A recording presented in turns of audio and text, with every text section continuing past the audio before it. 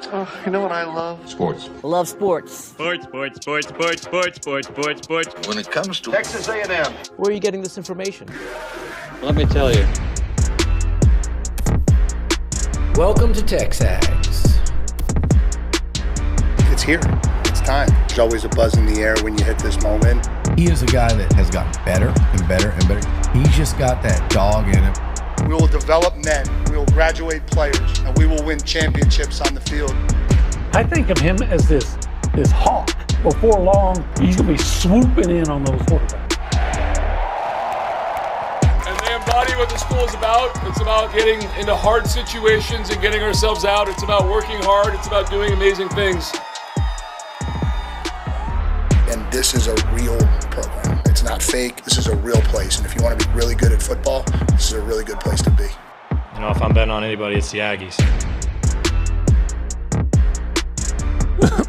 What could have been, OB? What could have been, man? It just gets more and more frustrating, doesn't it? Well, I struggle with it a little bit because the A&M team that we saw play the last month of the season wasn't doing what this Miami team is doing. Now, the team that we saw play in the middle of the season, I think, was certainly capable of this kind of run. I would have taken A&M. I would have liked our chances, let's say, against Ohio State, that team middle of the season. The team at the end of the season, I don't know who I like their chances against, at least not from the playoff field. Yeah, they didn't play as well for whatever reason, but the fact remains that Miami's going to the national championship game, and A&M was 5 yards away from going into overtime with them. And quite frankly, you can say, I'm going to say they squandered several opportunities to win the game. I'm not saying they should have won. I'm saying they could have.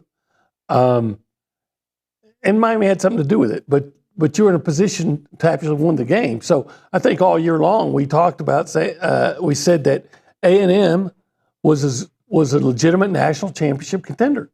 Yep. And I think when you look at how close the game was against Miami, tied 3-3 with 2 minutes to go, you look at it and you say, yeah, this just proves that point. The offense, though, and we can go all the way back to South Carolina. Mm-hmm. Amazing second half offensively. But outside of that, they had 17 points against Texas, 3 against Miami, and then the one half with nothing, basically 3 against South Carolina. The offense, either they figured it out or... Well, if you remember, they did move the ball against South Carolina. I remember Casey Concepcion, of all people, dropping a pass. Then they missed a field goal in the first half, and then they got the interception and threw the interception in the end zone. They did not, we talked about this a couple of weeks ago. After the LSU game, they weren't the same. No. Even up at Missouri. Now, we could ask ourselves, why is that? And some people say, well, because those teams weren't as good. And I'm like, I'm not buying that. I don't believe that's the case. Now, you can say, well, the Missouri game, hey, they beat a ranked team by 21 points on the road. And so, yeah. But it just didn't feel the same. It didn't feel the same, yeah. And by the way, I think we are in the minority when thinking that. But I don't take anything away. They won on the road. It was a very good win against a really good defensive Missouri team. But the way it looked offensively, South Carolina, lightning in a bottle, it was magical the second half, no doubt. The Texas game, even though they moved the ball, it felt like they were moving in mud. Yeah.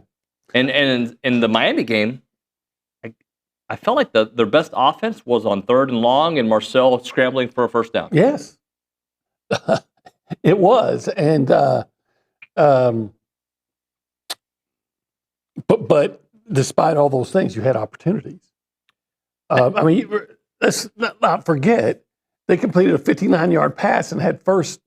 They're at the 5-yard line, a cut twice, and got no points out of it. I think Carson Beck is a case study of how I think we've talked about, and he and Mario Cristobal in a way are the same. Like patience is not a bad thing, right? When you have patience with people, Carson Beck was a very good starter at Georgia. Not great, very good. He was good. Good, fine. But they were ready to move on from him. Against A&M was a game manager. Okay, that's what he was. He didn't turn the ball over except that one time. He managed the game well. He didn't put his team in a bad position for the most part. Okay, didn't have great stats. Didn't matter. Yesterday, that final drive, his numbers, he was excellent. 37-5 all time as a starter. Yeah. Now it doesn't hurt that he's been blessed to be around elite talent all around him. And the one of his touchdown passes, you could have thrown it. You throw 10 yards to Malachi Tony and let him do what he does. Right. But hey, he also threw a really nice deep ball for a touchdown. But at this level, they all got talent, right? I mean, Texas has got full of talent. A&M's full of talent. Yeah, but when he was at Georgia, he had a really good offensive line, and Brock Bowers and Ladd McConkey to throw to. I think he's a good quarterback.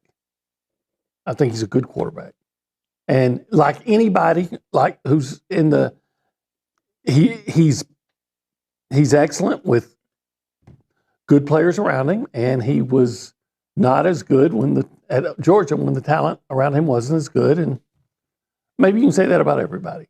Yeah, I don't think he's the guy. I guess here's what I don't think Carson Beck is the guy that makes everybody around him better. But I think if you put him in a good situation, he won't screw it up, or typically won't. He, not to the where a torpedo is sees it. I mean, he had a terrible game, I think it was against Louisville. But anybody can have a bad game. Well, let's compare his numbers this year to Marcel Reed. He's played a couple more games than Marcel. Okay. Marcel threw for 3,169 yards, 25 touchdowns, 12 interceptions. Not that different. Carson Beck, 3,500 yards passing, 29 touchdowns, 11 interceptions. I think the problem for Marcel was the interceptions late in the season and the interceptions against Power 4 teams. And the interceptions where they were thrown. Yep, and when. Yeah. So we're seeing Carson Beck, like you just said, when the game was on the line, led a drive and even finished it with a scrambling 15 touchdown. plays, 75-yard drive. And do you know what he did on that? Let's see if I have that here. No, I don't have it here. But I'm sure Nygren can get us the exact stats. Whereas, where Marcel has to grow is, quite frankly, when you're in scoring position. I mean, everybody's going to throw interceptions, right? But you don't want to throw a dozen, and you sure don't want to throw them in the red zone, obviously, and that's been an issue. Yeah, it has been an issue. So I'm looking at Marcel's game log, and the last 3 games, SEC games, or excuse me, right? Power 4 games. Sanford Miami does not count. Yeah. 2 interceptions against South Carolina, 2 against Texas, 2 against Miami. And against LSU, he had 2. By the way, one of those interceptions against South Carolina was in the end zone when you snapped the ball, I think at the 6 or something like inside. Yeah. You were close. Because isn't that after Dalton Brooks had the only interception for a DB all year and returned it to the 6? And then one of them against Texas where you snapped the ball at the 21. So you technically weren't in the red zone, but you were right there. You were there, yeah. And then, of course, we know that another one was when they snapped the ball from the 5 against Miami. Right. Nygren, do you have what Carson Beck was able to do there in the fourth quarter? I am still gathering. On the last drive, that 12-play, 75-yard I just know drive. he looked really good in that drive. Yeah, and I guess my point is, the reason I brought up Carson Beck is, I would rather have Marcel Reed than Carson Beck. But one of his intangibles, one of the things that was apparent against A&M, he didn't make a lot of mistakes, and he was excellent on that final drive. There's been games where Marcel's been excellent on final drive, so I'm not. That's true too. But Notre Dame, for instance, exactly right. So he was amazing, and that was just this year. Let's not forget that was the third game of the season. But he's a quarterback that I remember watching the A&M game, thinking to myself, dude, Marcel's outplaying him. And I was thinking yards. I was thinking about yards with his feet, yards in the air. I didn't take a step back, detach from the moment, and but he's not really throwing in any interceptions. He's just being safe. And in a defensive-minded game, the way Miami likes to play, no mistakes is a win. No mistakes take you a long way. I agree. 6 of 12 for 49 yards. So not amazing. Not amazing. And then he had the 3-yard touchdown. Yeah, I would wonder what they was on third down. And don't worry about it. It just seemed like he was making a lot of plays, and then of course he had the touchdown run that I didn't think he could. I'm shocked that the run was that open for him. But hey, he saw it. He saw the opportunity and he took it. Miami is living what I dreamed was not possible, because anything is possible, but the path that they've gotten there, I was like, I've envisioned this exact scenario for A&M, winning that first round matchup at Kyle Field, going to the Cotton Bowl, and you know what, Ohio State, you haven't played anybody like us yet, and we're going to win the trenches and win the game. Boom. Okay, we got Ole Miss, we got Georgia. Who's next? Let's go. We're going to win this game in the fourth quarter. All those things were possible. And the biggest difference is, to me, the peaking. Miami is peaking at the right time. I think Indiana has peaked all year long. They're built the way you want to be built. Like you want to be good all year long. There's no lulls, right? Miami, though, started really well. A little drop in the middle, finished very strong. And barely got into the playoff. Barely. Imagine that. Had, with all the angst about Notre Dame, a team they beat, and Miami had to get, I guess what, BYU had to lose so they could be a step, drop, so Miami and Notre Dame could be right together. And, the committee was always saying, oh, well, the eye test tells you Miami or Notre Dame's better than Miami now. And they're not in the same pod. And then they were in the same pod, had to put them, so they barely got in. And now they're going to play for the national championship and might win it. They might win it all. And I'm trying to remember what the time of possession was. Another example why committees are worthless. Miami's time of possession, just brilliant. 41 minutes, 22 seconds to their 18:38. And yet, with 3 minutes to go, they had the lead. Ole Miss had the lead. Yeah. And it was an amazing game. It was. And interestingly, for a game that didn't have a lot of scoring, it was kind of quiet until the fourth quarter. Yeah. I mean, what was it? 17. What was it? Let's see. It was 17-10 at the half. 16-14 entering the fourth quarter. Yeah. And then Miami scores 14. Ole Miss scores 11. Excuse me. Yeah, great game. How about the field goal kicking in that game? Well, I thought the guy from Ole Miss was really good. He was really good. Now, he sneaked one in, but he had another one. He missed one, yeah. Yeah, hit the upright. So think about that. If he makes that one, now I'm not going to sit and you can say, yeah, but the Miami kicker missed one too. But the one he missed, that had no chance coming on. I mean, he just missed it. Yep. The guy from the one that the Ole Miss kicker missed, the one he missed it by inches because he 2 inches further inside, and maybe it ricochets through like the one like one of them did. So, and if he makes that, what is Ole Miss kicking a field goal there at the end instead of trying for the touchdown? I don't know. He was 2 of 3 from 50 plus. Yeah, is that good? That's really good. That's really good. The guy was fantastic. I'm envious. Yeah. Did you notice? Let me ask you this: did Miami commit pass interference on that final play? I thought so when I saw it live. I thought it was egregious. Yeah, I thought so when I saw it live. I thought it was official over there might be saying, "I'm tired of this game. Let's just get over with." Yeah. I mean, he was holding for 10 yards. Yeah. I see much less called. Called, yeah. Now, had they called it, the ball's at the 20, and the odds are still way against Ole Miss scoring. Man, but the Chambliss He can move a team, can't he? He's a really good quarterback. Really good quarterback. Yeah. I hope he gets another year for Ole Miss. This is TexAgs Live, Obi. Yeah, TexAgs Live brought to you by David Gardner Jewelers. In the Rollo Insurance Studios. Yep. There was a thread talking about something, and NASCAR TexAgs Live came up. It was funny. Made me laugh. We are doing the Go Hour presented by The Warehouse at CC Creations. Yeah, we are. Yeah. And just making sure you're aware of that. That's why I'm here. And typically we hang out right over there. In the Holistic Planning Cool Zone. Yeah, I love that. And let's see, what else can we tell people? If you want to be part of the conversation, you can call us. Or text us. But if you call us, you'd call us on... The Buppies Catering and Bar... Did I got it backwards? Yeah, no, you got it right. Catering and Bartending Hotline. 979. 693. 1150. Yeah. Right? You can text that number as well, right? Yeah. And what is that? That is the Catalyst Performance text line. The Catalyst Performance text line. Catalyst Pure Performance Energy text line. Pure Performance Energy. Yeah. Let me tell you about that. PPE. They are changing the energy drink game with zero sugar. Are you down with PPE? Yes, I am. Yeah. Yeah, you know me. Do you know what that means? He has no idea. You have no idea about Naughty by Nature? Nope. No idea. Go during the break. Performance Energy. Look up the song OPP from Naughty by Nature. Okay. The original, not like the radio. You could have just left it and just moved on. You know? No, but I like to let things. I want him to explore.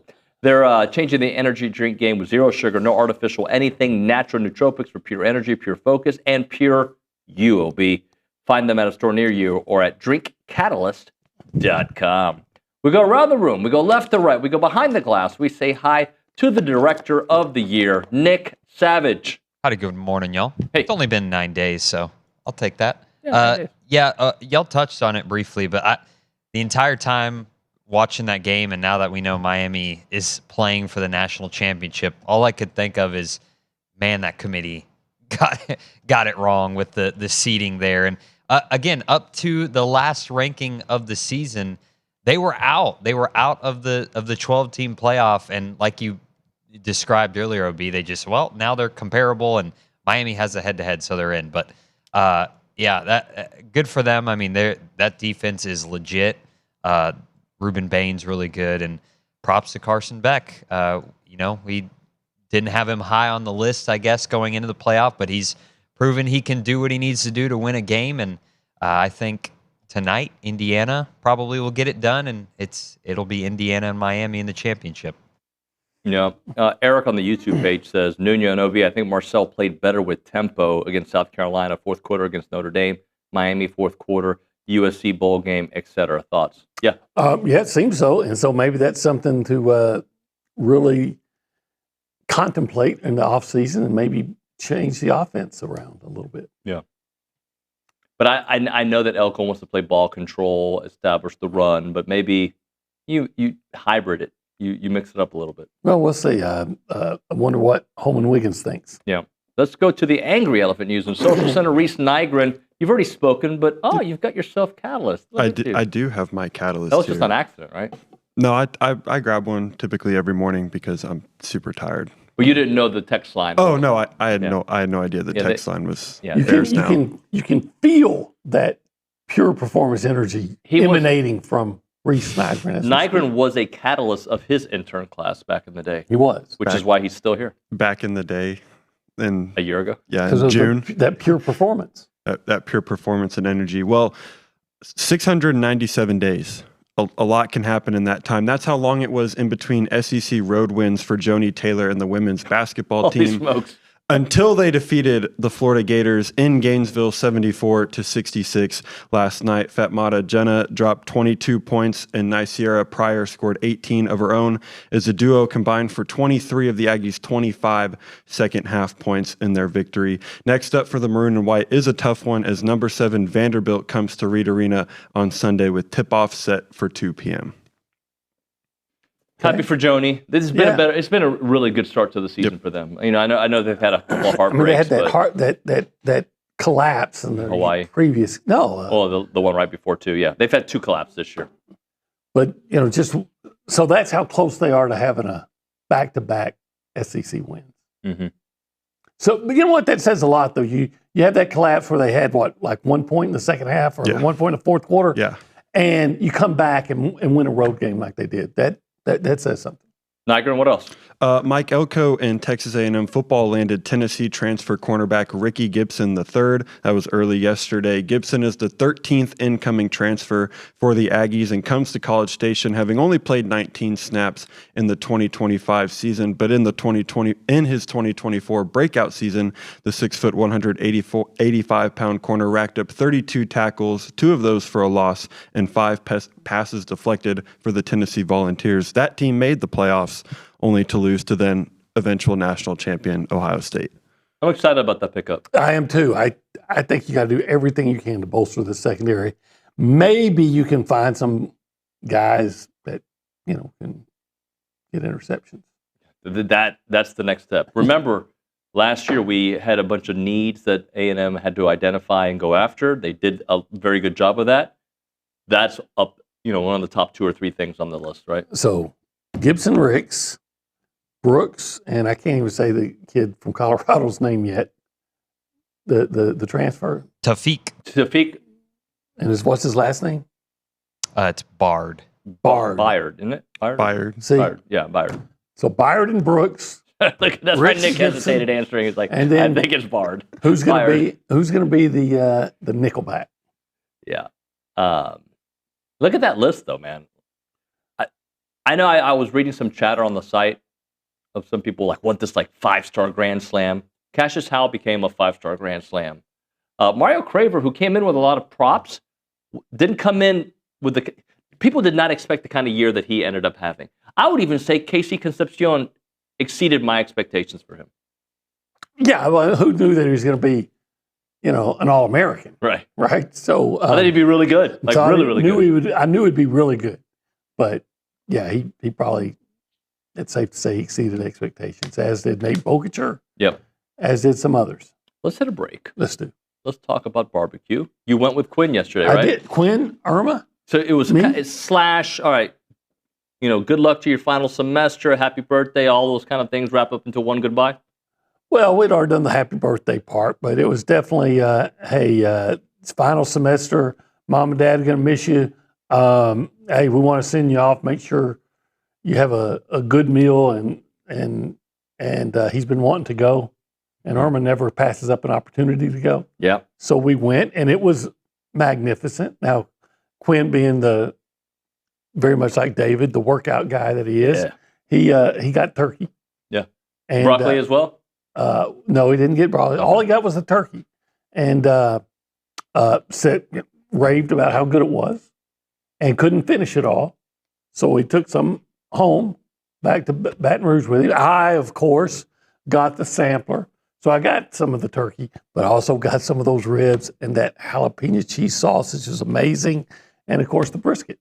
If I didn't have, yes, 3 trays of the queso mac and cheese. 3 orders. Everybody got 1. And yet Quinn didn't eat his. Huh. So we have 1 in the refrigerator to be consumed maybe tonight. If Annalise didn't have a soccer game at lunchtime today, I would be going to 1775, taking Isla Nuño there because she turns 13 today. So happy birthday to Isla. Happy birthday. Yeah. 13. You got a teenage girl. Yeah, my youngest is a teenager. So 2 teenage girls. Congratulations. Yeah, 2 teenage girls. 4 teenagers in the all in the house. Yeah, it's not easy, but it's awesome. Check out 1775. There's no drama in your house, is there? The girls a little bit more drama than the boys. I'll say that. 1775 txbbq.com. Check them out. It's dramatic barbecue. Good.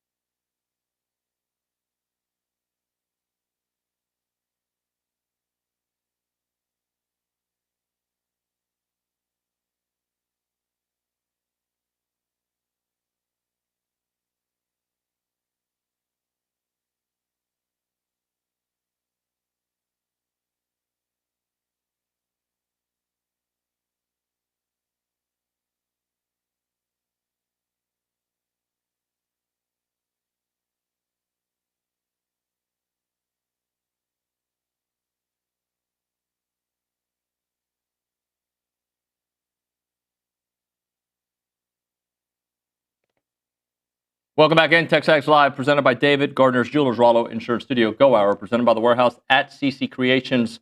Let's go back to the Angry Elephant News and Social Center.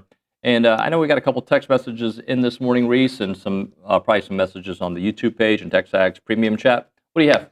Yeah, Ryan in LaPorte said, as I believe OB stated during the season, we had no identity, not elite on offense, defense, or special teams. That became the main issue against good teams where we didn't know what part of the team to rely on. You said that? I don't remember saying that. I might have said something along those lines, but I thought the identity initially was a team that would run the ball, control the line of scrimmage, and then the dam would open in the fourth quarter. It was explosive ability. Yeah. But hopefully, through it all, we keep talking about the offense, and I know anytime you give up 10 points, you're supposed to win, right? But I think the defense really, that tendency to give up the big plays. Mm-hmm. And the special teams was so erratic. I still find it amazing to see that a team that got so few turnovers was so successful. Yeah.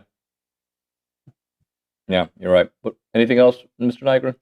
Not really. It's a pretty quiet morning. Yeah. All right. Let's do this, OB. We should probably hit a break to get back on track, but I think we've only given the audience a little bit. So I'm going to just introduce a couple different topics here. Actually, you know what? Let's run our mouths. 3 things that we want to see this weekend or beyond. Well, first of all, I want to see the Texas A&M basketball team go. I think they're trying to win their 9th out of 10th or 10th out of 11, something like that. And the one they lost, they blew it badly against SMU. So I want to see them do what they do to be successful. I want to see them hit a dozen 3-pointers or more. Mm-hmm. I want to see them force a lot of turnovers, get to the free throw line and make a high percentage and go out and beat the Oklahoma Sooners tomorrow. Yep. A&M, that's what I have on mind. Get their 3rd SEC win, get an early win against Oklahoma. I want to see an Indiana-Miami championship game. Okay. I do want to see that. I would lean Indiana, and it might be even a heavy lean the way that they've played. We'll find out later on today how good they look. But let's get 2 straight for A&M women's basketball, beating Vandy, who's a top 10 team, by the way, at Reed Arena on Sunday. Hopefully we get that. I'll add a 4th one. Let's get 1 or 2 more guys in the transfer portal, that we need, like a receiver or something. I would take Cam Coleman. I don't know if that's going to end up playing out the way we wanted to. I would take Cam Coleman. Yeah. There's the Horton kid from Alabama. I'd take him too. I'd take him. Yeah. If they both want to come. Yeah, take them both. Right. ¿Quién más? Everybody's welcome. Yeah. If you can play football. I would prefer that level. They don't go to the school. Any school that A&M plays would be ideal. But whatever.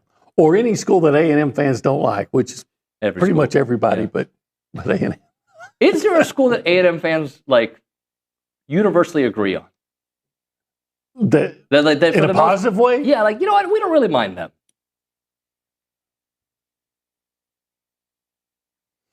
Well, it's not Purple Baylor, and it's not Baylor, and it's not the what they call Tech, the Tech term. I'm not supposed to say that word anymore. Who's somebody we look at I don't really hate them. I don't like when we lose to them, but I don't really hate them. Mississippi State?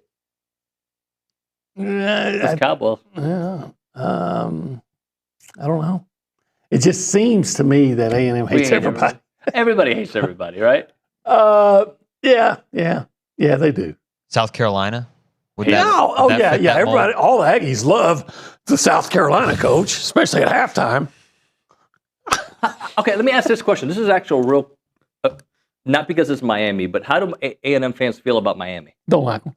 Because typically... Because a lot of them were talking about how they went to Miami last year and how the fans were and things like that, or whenever it was, But typically, I want nothing but the worst for teams that beat A&M. I would think A&M would like, say, Virginia Tech, Clemson, even though they've had some history, Michigan State, all the teams that are kind of like Mississippi State, kind of like land grant type of schools that have a elitist rival that you have to deal with. But, just because you can relate, but I don't know if that's the case. Do A&M fans hate Notre Dame? I know you do. I think everybody hates Notre Dame unless you love Notre Dame. I don't think there's any in between on Notre Dame. Is that how it is for Miami as well? A&M fan, how do you feel about Oklahoma State? Don't care. At least you don't hate them, maybe. Right. Maybe. I don't know if I hate Maybe I'm Oklahoma. wrong. Maybe I'm wrong. Maybe with the exception of Texas and a few others, it's a all college football kumbaya with A&M for everybody else. I could be dead wrong. You think Aggies hate Oklahoma? They probably love Texas Tech. No, I don't think so. What about Oklahoma? Ask Rusty Burson about that. Oklahoma, I don't think they like Oklahoma. The land thieves. The land thieves. That's what they're always called on TexAgs forum. All right. When we come back here on TexAgs, we'll get an update on what's going on in the portal. We'll get to some college football talk as well. When it comes to your money and your peace of mind, it starts with the right team. That right team is Aggie-owned Paragon Financial Advisors. They're an independent fiduciary serving clients all across Texas. No commissions, no sales pitches, just trusted advice tailored to you. With a team of 18 professionals, including over 9 CFPs, a CFA, and a CPA, and expertise runs deep at Paragon because credentials matter and so does your future. Visit paragon-adv.com or call them up 979-693-3907 to schedule your free consultation today. It is Paragon Financial Advisors, integrity, expertise, and trust. Paragon Financial Advisors.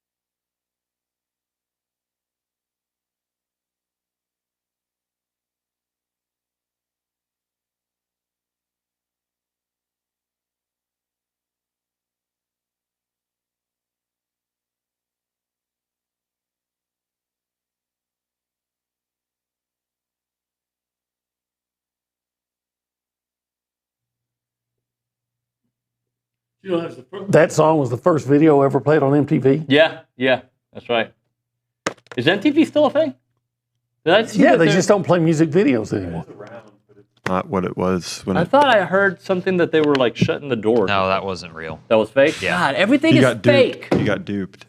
No, I just see things. And okay, and I just move on. It's just like I didn't click on it. I just saw it. Oh, that's weird. But like, I've seen now like a lion go into like a den of, I don't know, and like steal a rabbit, and then a monkey come and saves the rat and pets it. Like, AI is making anything. Animal AI videos have gotten out of hand, and my mom's favorite ones are the capybara videos. You get like dancing capybaras, and she's like, "Look at this," and I'm like, "You know that's not real, but it looks real, but you know that dancing capybaras aren't real." If it's too perfect. Have you seen the Trump Maduro UFC stare down? No, but I would love to. Yeah, they're both shirtless. You know, like Dana White in the middle, and Trump's kind of jacked. You know, not he's like fat jacked. Right, like it's, sorry, is that a thing? Fat jacked? Why did I ask you? I don't know. Sorry. Anyway, TexAgs Live, we're off the rails, presented by David Gardner's Jewelers here in the Rollo Insurance Studio. The Go Hour, presented by The Warehouse at CC Creations. Mr. Nygren at the Angry Elephant News and Social Center. I know we've got some text messages in now. We do. Some people have said that Nebraska, so we don't hate Nebraska. Do we not hate Nebraska? I'm indifferent. Okay, and then that was really the only text about teams that we. Someone said Chase in Houston says he has to like Texas Tech. He said by marriage I have to like Texas Tech.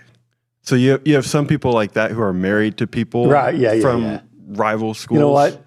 The wife went to Berkeley, but her family's Notre Dame, and they get very frustrated with me because I tell them I don't care. I hate Notre Dame, but we went there. I don't care. I don't like it.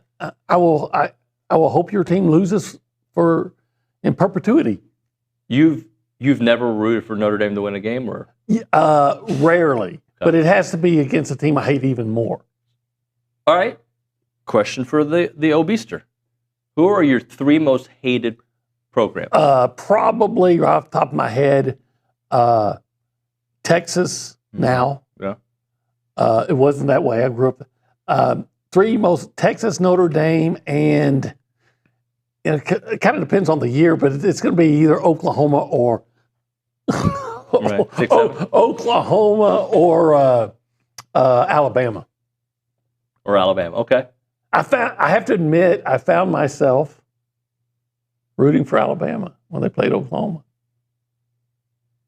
Why? Darinoga. Oh. Sometimes friend of the show. If your son didn't go to LSU, would they be on the list? No. They're on my list. I'm not a fan of LSU by any means, but no. And by the way, if my son goes to LSU, I root against LSU quite frequently. I always say that I've never met anyone individually from LSU, from Louisiana, that I didn't like.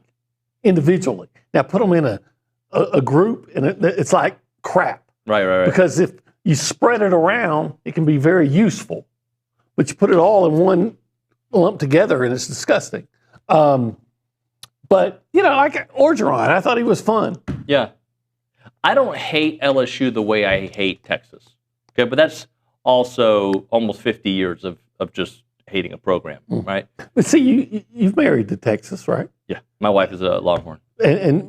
But it's weird with her because she'll be like, "Yay, Texas!" And then I go, "Can you name one player on the team?" No.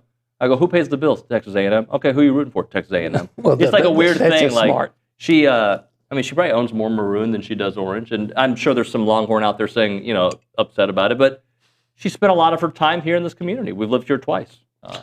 And your sons are probably going to A&M, right? Oh, they're going to A&M. And that so right away that changes everything. Yeah. Because I guarantee you, Shane Rink, when his son Landon, played football for I guarantee he's rooting for the Aggies. Yeah. Now here's the deal, though. So I have as you know, a daughter who's pretty good at soccer. Yeah. She still can't go to Texas, even if they're the only one who offers her a scholarship. Sorry. Okay, now that's insane. Yeah. As someone who's been paying tuition, if someone's going to give you pay your kid to Shuttleworth, come on, buddy. Call on Elise. No, when it becomes your family, that's the only thing that matters. Yeah. Remember when? I think I could root against a team that Irma went to. Like, she also got her master's from Tennessee. Yeah. So I could root it, I like Tennessee. I like Tennessee too. But I don't know if Aggies do. But I do. Okay. Yeah, and you do. Yeah. But if I was going to root, I could root against her team easier than I could root against Quinn's team. Yeah, if you're with a group of fans, if buddies of yours are a fan of a certain school that doesn't have that much bearing on your team. To me, it kind of comes down to how do the fans act? Yes. How do the fans themselves act? Which completely annihilates my assertion that I don't mind LSU. Yeah. Because their fans are horrific, including my son. Do you remember back to the family dynamic with teams when the Saints played the Colts in the Super Bowl? Yeah. And folks were asking Archie Manning, the dad, right? Granddad to Arch, who he was rooting for. And he's like, are you seriously asking me this? Am I rooting for my son or the team that I spent 4 years with or whatever it was? It was a lot longer than 4 years. But he just got beat up playing for them. Like, it's always going to be my son. Yeah, always. Every time. It's undefeated. Why would anybody even question that? What a stupid question. Yeah, stupid I wouldn't have asked that. Probably me. We've got a couple of questions in there. I think Kim's got one as well. Yeah, Kim Landry in College Station said, if the OC will let Marcel out of the pocket more, in my opinion, you will see a much better quarterback. Trying to stay in a tight pocket and having to alter throws, especially in crossing patterns, results in a lot of interceptions. Also in short yardage or goal line situations, get him under center and run some counters with great play fakes. We would say that a lot in the press box. We want him out of the pocket more. Yeah,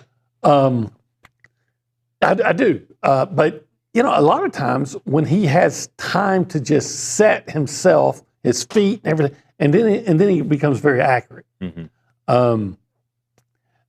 I would like to see him out of the pocket more by design. And one of the things he has to work on, look, again, I'm very pro Marcel, but I can acknowledge that there are things he needs to work on. And one of the things is it'll always stick with, look, when you're on the run, you got to get more accurate when you're throwing on the run too. And I referenced the incompletion to KC Concepcion against Miami when he was wide open. Right. I mean, that's a big play. That might have been a touchdown. You might have won the game on that play. Yeah, you're exactly right. All right, we'll hit a break. We'll come back with Bank on It. Right now, let's talk Rollo Insurance. If you are looking for new insurance, it's got to be the Rollo way, right? Jason Jackson and the team at Rollo Insurance are going to give you an amazing opportunity with their insurance options for you. And if you need career advancement or succession planning for your agency, if you have one, they can take care of that too.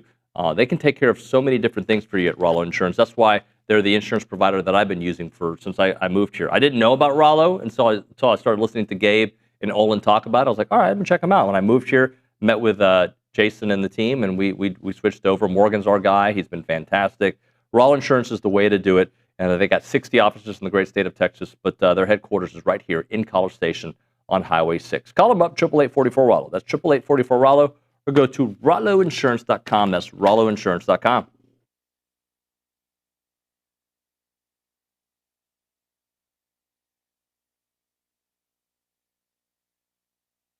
Everyone, David Nuño here for Allen Honda. Had a great conversation with them earlier today. John Allen's the owner. He's been here forever. And also their GM, Rusty Skinner, great guy. Wonderful conversation. They're super local. They're a family-owned dealership, not some massive auto group. And they treat their customers like family because they basically are family. They're Aggie alums. They love Aggie sports. And they've been serving the Brazos Valley with integrity, with passion, and commitment to excellence for over 50 years, which is very rare, by the way, for the independents because people trust them.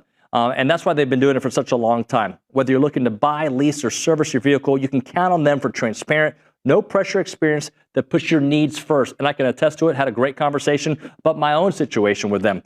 Their knowledgeable sales team will help you find the perfect Honda to fit your lifestyle, from fuel-efficient sedans to versatile SUVs. Leasing options are flexible and affordable, making it easy to drive the latest models with confidence. And when it comes to service, their certified technicians only use genuine Honda parts to keep your vehicle running at its best, whether it's routine maintenance for major repairs or whatever it may be. And we know that trust isn't given, it is earned, and that's why generations of local drivers right here in the Brazos Valley and Bryan College Station keep coming back to Allen Honda. As part of the community with Aggie spirit in their hearts, they are here to make everyone's visit wonderful. So visit their showroom or their service lane and find friendly, efficient, and memorable situations when you go to Allen Honda. Come see why so many College Station and Bryan drivers choose Allen Honda for their automotive needs. And remember, gig 'em.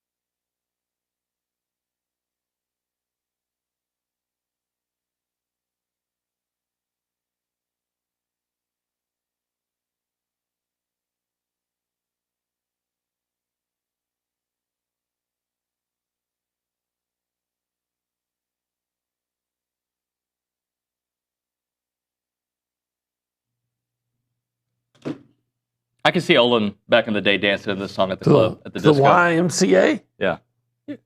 You were the if you were one of the I think members, I was in high school when this came out, like a junior in high school. Would you have been the postman or the which one would you have been? I would not have been. I would have been the straight man. Bank on it, presented by Vera Bank. Isn't that what they call a guy that's not the funny guy? You know? Yeah. That's me. Yeah. No, you're the funny guy. So you're the straight man. Yeah. Okay. So you're not? I'm the straight guy. I'm the straight man. Joel Jackson to the team. Learn more at verabank.com. You strike me as the construction worker type. I don't even remember the characters. Can you look up just for a second? You know what? I got to say, look, I'm getting in trouble for this, so I'll just go ahead. Yeah, we're both in trouble. I shouldn't even allow us to go there. Yeah, I'm going to punt. Never mind. You're going to use restraint? Yeah. I'll tell you what I was laughing on the military one. That's the one. They had a military guy? Yeah, I'm looking at the picture right now. They had the cowboy. Is that when they were in the Navy? In the Navy. According to this team, they got the motorcycle cop. Yeah. I don't know what that is. That's the leather guy. The Native American? Military guy? Okay. Construction worker? Hey, the cowboy. You know what? They had some very catchy tunes. Are you familiar with them? No. The Village People. You should Google the Village People. Have some fun with that. Don't Google them. Just make sure your Google history is... Never mind. Incognito window. Let's... OB. They have made some jams. Anyway, wait. In the Navy, YMCA, what else did they make? Macho Man. That's my jam. I bet you probably... Macho Man. I bet you got it on your earbuds while you're working out. No, it's not. But it's not a bad song. He's got to be a macho man. All right, shall we bank on something? A macho man? I was having a job next week. You savage. Randy. That's what I mean. Yeah, that's my guy. Randy Poffo. That was his real name. Really? Son of... Poffo. Lanny Poffo, and his brother was Leaping Lanny Poffo, if I got that right. Oh, okay. Anyway, it doesn't matter. Let's go. What are you banking on? You know, I'm banking on Pop Isaacs. You know, when something's hot, I like to stick with it, right? Okay. And he played up until a couple of missed free throws, but he played really well. He did. And, you know, he's been in double figures. I know the last 4 games, and I think it might be something like 7 of the last 8 or something like that. But double figures the last 4 games. I think this looks like a kid that's figured it out. Yeah, that's emerging. You know, doing what they were always hoping he would do. So I'm banking on Pop Isaacs to maybe score 20 against the Sooners of Oklahoma. 20? Okay, maybe we'll take that. He had over 20 last against Auburn. I'm banking on Macho Man. Banking on Elko pulling something out of his sleeve this weekend from the transfer portal. Okay. Yeah. You got no insider information, but I'm banking on something. One more like where you go, okay. We should I'm not saying it's Cam. I'm just saying something like that makes us all very happy. maybe A&M should, TexAgs should be following around with a camera. We'll call it the cam. The Cam. See if Yeah, well, I'm not saying necessarily him. Somebody. There's somebody that we're all going to be like, all right, heck yeah, let's go. okay. I would say Ricky Gibson yesterday was that level of, all right, let's go. Another one of those this weekend. Okay, I'm looking forward to it. I hope it happens. OB, thanks very much, buddy. Yes, Have a great sir. week. Macho Man. That concludes the Go Hour presented by the Warehouse at CC Creations. When we come back on TexAgs Live, the return of Pounding the Rock. Luke and Tat Bentz. I'm not going to. I was thinking something else. Village people. I'm not going to go there. TexAgs Live.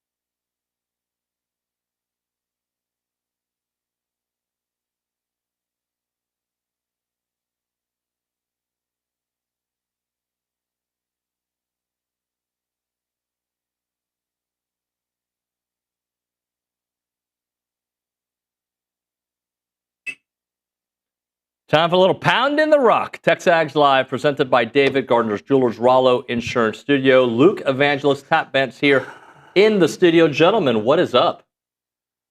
Buckyball. Why did you take a moment to think about what you were going to say? You didn't know. I think he was trying to be nice and see if I was going to jump in first. Yeah. Usually you look at the person to give them the cue to go. I wasn't paying attention, probably. So this TV thing's new. Hey, welcome back, buddy. It's been a minute. Appreciate it. So, all right, I'll give you, what's the state of, why don't we do a two-take here? The state of Aggie women's basketball, the state of Aggie men's basketball. Easy thing to say, much better than last season, and reality, they should be 2-1 in conference right now, but try to take some positives out of that loss at Georgia is you got to learn. And I think that helped them last night when Florida made that run at the end. They'd already lived through that. So they were able to respond so much better. Because of that, one of the first questions I asked Joni after the Georgia game was, I said, is this something the coaches like harp on, or is this something like, hey, we got to forget about this game and move on? Because I've seen coaches do both. And she goes, oh no, we're harping on this one. We're going to talk about this one. And then Aggie men's basketball. Oh, they're again fun. People would always ask me, and they go, how are they going to be? I said, they're going to be fun. And they are. But I think they're surprising everyone. And what they're able to do. And it's just, it's kind of become almost volleyball-esque runs. They have runs. And I realized watching the volleyball team, on their run go, God, they're the hardest games in the world for me to watch because you get so up and then you're so down. And that's kind of how men's basketball has become too. Luke, give me the state of the men's team right now. Yeah, exactly what Tap said. I mean, it's if nothing else, it's exciting. If they don't win another game this year, the games are still exciting. And that's ultimately all you're looking for in year one is, are they going to be competitive in the SEC? As long as they stay healthy, I think we've got our answer that they've beaten 2 bubble teams. They've got a third one this weekend. And they're going to be competitive, and that's really all you can ask for when you're missing your best player. The SEC appears down as a conference overall. How many SEC teams do you think can get a bid this year? It's looking more like 10. The top end... The top end of the talent. 10 sounds like a lot. Right? I know. Yeah. That's why I'm laughing. But last year was 14, right? Last year was 14. But the top, last year, 4 of the top 8 seeds were from the SEC. You had A&M as a 4. You had Kentucky and Missouri also top 6 seeds. This year, it's looking a lot more spread out at the top, but the bottom of the league has come up a lot. Last year, LSU and South Carolina were freebies, and A&M got pretty much 3 automatic wins from playing those teams. This year, there are no freebies. Everybody's in the top 70 in Ken Palm. Going on the road to South Carolina is now a difficult ask. You can't chalk anything up to a win. So the middle and the bottom half of the league shrinking, the gap between 16 and 8 shrinking, hurts a team like A&M because one slip up and it's a quad 2 or quad 3 loss. You can't really afford that. But so there's going to be less separation between those bubble teams, which is why it's so important for A&M to beat teams like LSU, Texas, and Oklahoma, and they play them 6 times on their schedule. Wow. Tap, when you watch this team play, this is going to be an unfair question, and I'm not asking for what program we like better, but if this year's Aggie men's team, the Aggie basketball team, took on last year's Buzz team, who would assert their will? I really think this year's team could, because, they may not score close to the 100 because we know, but I think because they have the ability to score more, that even just the pressure, because I think we saw a couple times last year when people would pressure that team in the backcourt, and they didn't have it. And then again, just they wear teams down. Some of the fourth quarter, is Wade Taylor going to have legs, especially if he's your main ball handler the whole time? Is he going to be able to still put up 3-pointers at the end of the game when they're going to need it? What do you think, Luke? Do I have to answer that? Yeah, answer it. I mean this with respect, because I think one of the beauties of last year's team, or the last era of Aggie basketball, was they seemed to do well in these games against teams that could speed it up on you. Yeah. I don't know if they won all the time, right? I mean, there was obviously times that they struggled with that, but it seemed like, when Auburn was at their high clip, A&M knew how to kind of muddy the waters. And I feel like this year's team muddies the waters in a different way. Yeah, I think if you look at that matchup, A&M last year, this is not exactly the exact team they would want to play against, but this team, Bucky would look at last year's team and be like, that's who I would want to play against, a team that wants to slow it down, and prioritizes defense because I can speed them up with my three-point shooting. So I think this year's team would have the matchup edge, but last year's team, you can't replace like 4 years of all playing together and that continuity. Like we saw it the first month of the season. This is a totally different team. Imagine if this team got 3-4 years to play together and grow up in that system together. So last year has the continuity edge and the feel for their system edge, but this year I think the way that they play and the pieces that they have fit their system really well. I think it would be a really entertaining game. It would be, and I think also looking back, I think the way I feel like this year's team moves the ball, reverses the basketball, for the most part, doesn't keep the ball in one person's hand too often. I think that would be another thing to wear down because, again, they relied on defense so much, and I know they were pushing everything to the baseline to try to get you to take that baseline, jump shot, three-point shot. I think this team could have reversed it because I thought the teams that hurt the team last year was the teams that made 2 extra passes, not just the first one, and then they'd rotate, but then they'd make that other extra pass, and that's when they come up with the wide open shots. Yeah, when you think about some of the more fun A&M basketball teams throughout the years, and when I say fun, obviously fun means success, right? Winning. You think about 2 or 3 players that are like the core group. Most recently, Henry Coleman, Wade Taylor, Andy Garcia. There'd be, a year where Dexter Dennis was the guy, right? You think about the AC Law years with Joseph Jones, right? There's always there's a tier. Who's that with this year's team? Because I know it's still emerging, right? Aggie is obviously one of the guys. Pop might end up being, he's starting to play to that level. Who would be like the cornerstone players of this year's team? I'll go ahead and let you first. I mean, it's Rashawn Agee. Like, without McKenzie, this team, if there's one player they cannot afford to get injured, it's Rashawn Agee. We all need to knock on wood for that because he is the most important player on this team. If they lose him, if Rashawn Agee's not on the team this year, what do they have? 6 wins? Like, being completely honest, this team cannot survive without Rashawn Agee. And so they need to keep him healthy. They can survive in the backcourt. Like, Marcus Hill's been a little bit banged up recently with the lower body issue that's just kind of lingering. They can survive if a guard misses a game or has an off game because they've got so many that on any given night, it could be Rylan Griffin going for 18. It could be Pop Isaacs going for 21. Like, they have so many pieces in that backcourt, but in the front court with McKenzie going down, like Rashawn Agee, he was already the most important player on the team. Now he might be the most important player to a single team in this conference. But Agee being one, who would be the second, third? I mean, the second and third is probably Pop Isaacs and Rylan Griffin. Okay. They have the most college basketball experience. Rylan Griffin was a starter on a Final Four team. Pop, I know people have these preconceived notions of the player that he's supposed to be. And look, it took him a month to get back to the level that we saw. The Pop Isaacs we've been seeing for the last 4 games is more of the Pop Isaacs that we expected to see this year. It just took him a month to get there because it was a new system and he hadn't played for 11 months. So if you can continue to get performances like that to where instead of living in the 8 to 9 point per game range, he's living in the 15, 16, 17 point per game range, he is going to take this team to a new height for sure. When the season first started, and I did a couple of games on the SEC Network Plus, I kept saying they have a starting 10. They don't really have a starting 5. And that McKenzie really wasn't involved in that portion at all. And I think now they're probably down to, I would consider more of a starting 8.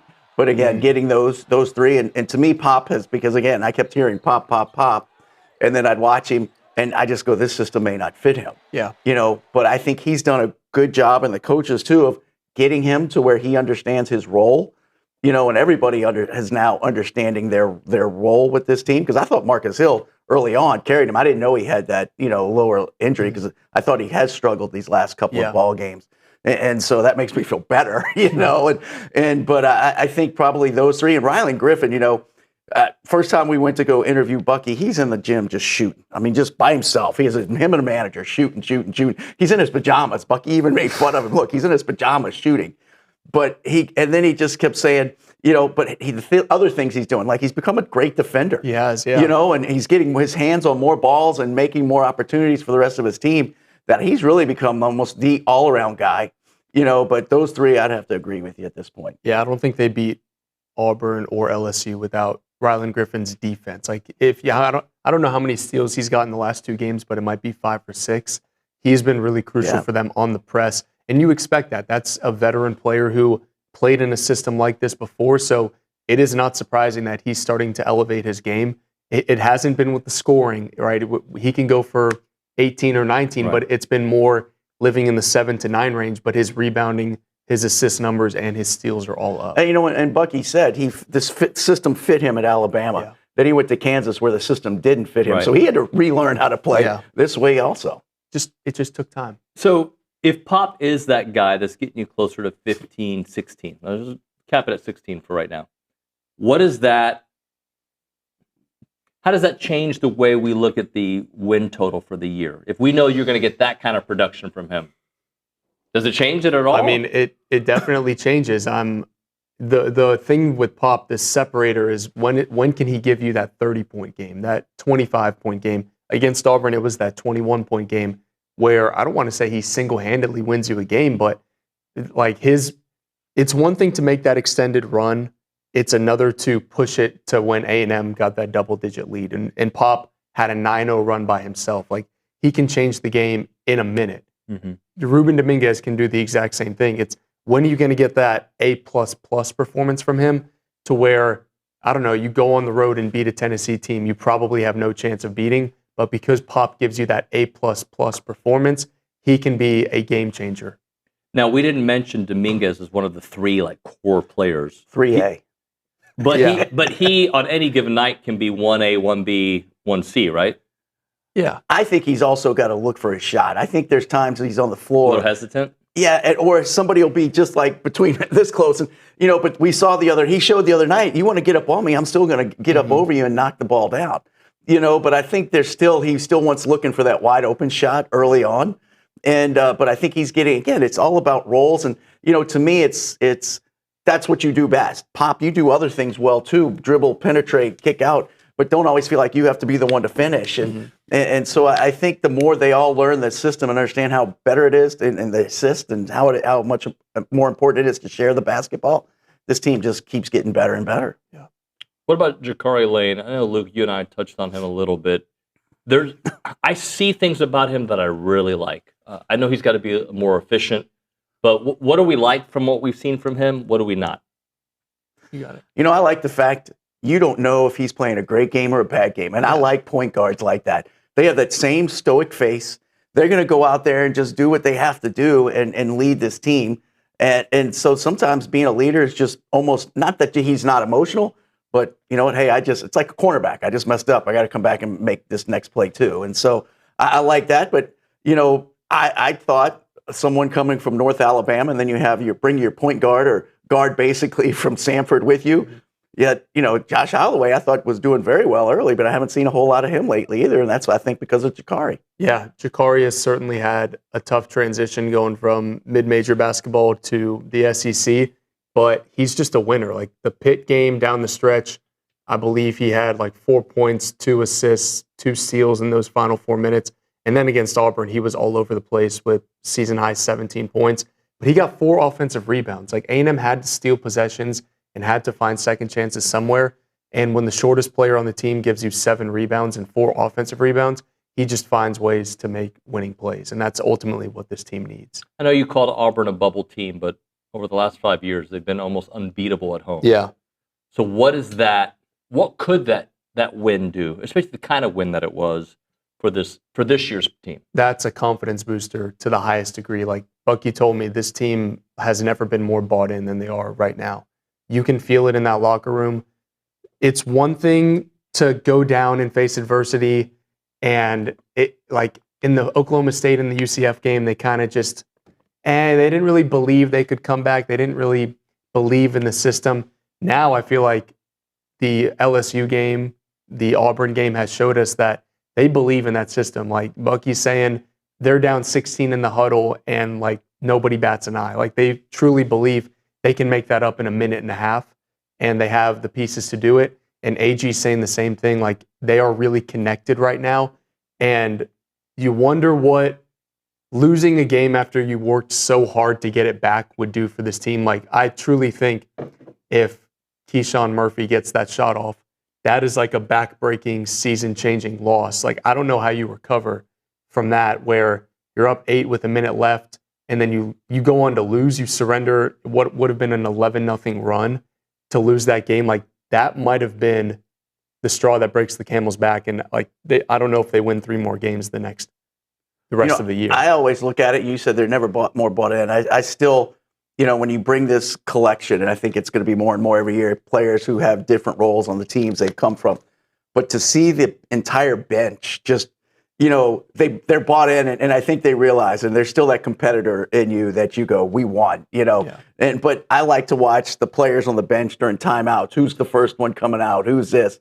And to me, that's the part I like to see if they're all bought in or not. Yeah. So I'm looking at the roster, and I think something that we should really give Bucky some credit for is that while he had to scramble and get whatever player was there, a lot of these dudes are veteran guys. Yeah. Even Dominguez, he's 22 as a sophomore, right? So, Aggie, is what, 24, 25? Probably older than Luke. Right? So, I think he might be. What an advantage when you're starting a new program to have a bunch of veteran guys who have done it before, who probably think different than an 18 and 19-year-old. Not only physically are they different, because I think there's a difference in physicality as well, but mentally, Ruben's played at a very high level. He's your leading scorer. And this is an adjustment, no doubt. But it'd be different if you were, I think, a 17-year-old coming here from Spain than it is as a 22-year-old. Yeah, we know in college basketball you have to get old and you have to get deep. And when you have one player on the roster who's a sophomore, that's kind of an impossible task. But he's done a great job of building this roster of you're 2 weeks late. We know the story, 81 of the top 100 players are gone. They have built a competitive roster in year one. The fact that they have won 2 SEC games without McKenzie, if you would have told me at the beginning of the year that they played 4 games at full strength all year, I'm thinking, they're going to go 0-18 in SEC play. The fact that they have 2 wins and they have proof of concept is huge in year one, because the most important jump is the year 1 to year 2 jump. And you look at McKenzie could potentially come back. Ruben has another year. Pop has another year.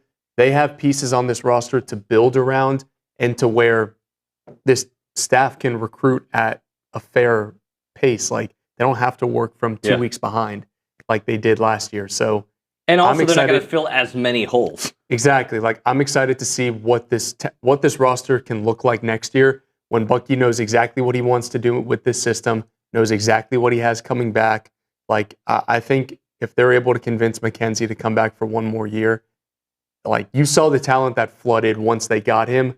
Imagine now they have proof of concept as well. And going back to watching the bench, I love watching him on the bench right now, because I could see somebody like that, just head down. He's all into the games, and so you got to think he likes the guys, likes the coaches, or something like that. He's the ultimate teammate. That. If I'm telling y'all, if there was a way I could give him my foot, obviously it would be lacking a lot of athleticism. Yeah, and about half the size. Probably. Yes, but cut my foot off and put it on Mackenzie's leg.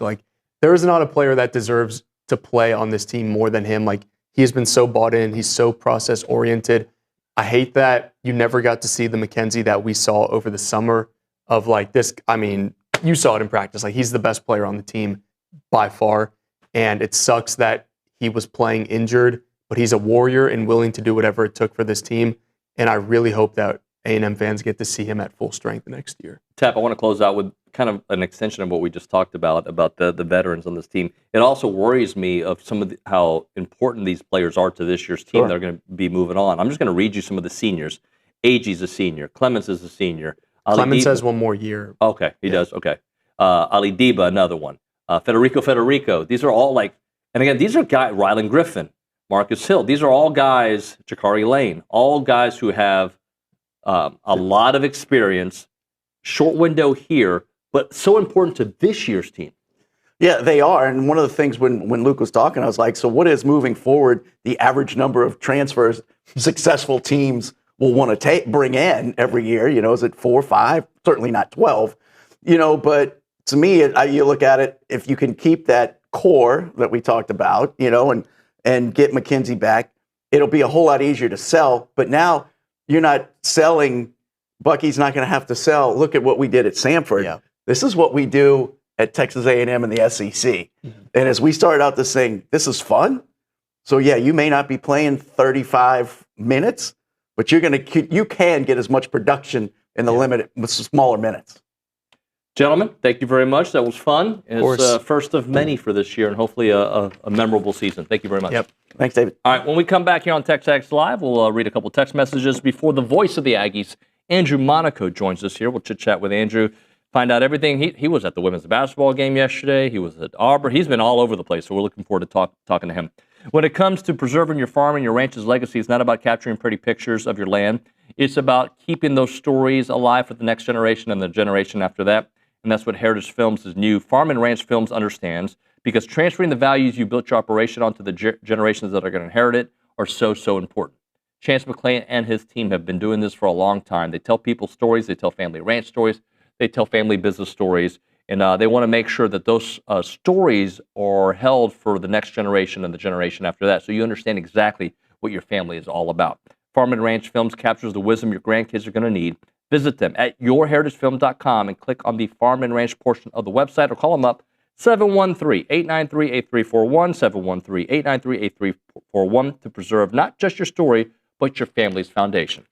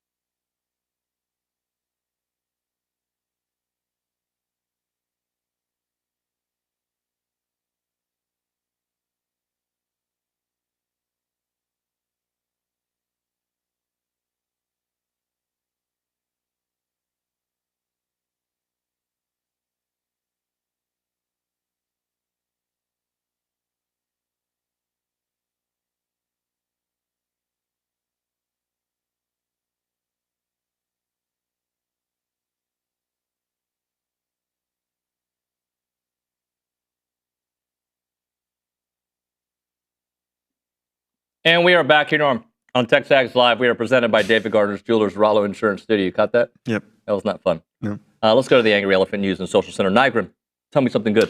So we've talked about Miami making it all the way to the national championship game, essentially as the last team into the playoffs.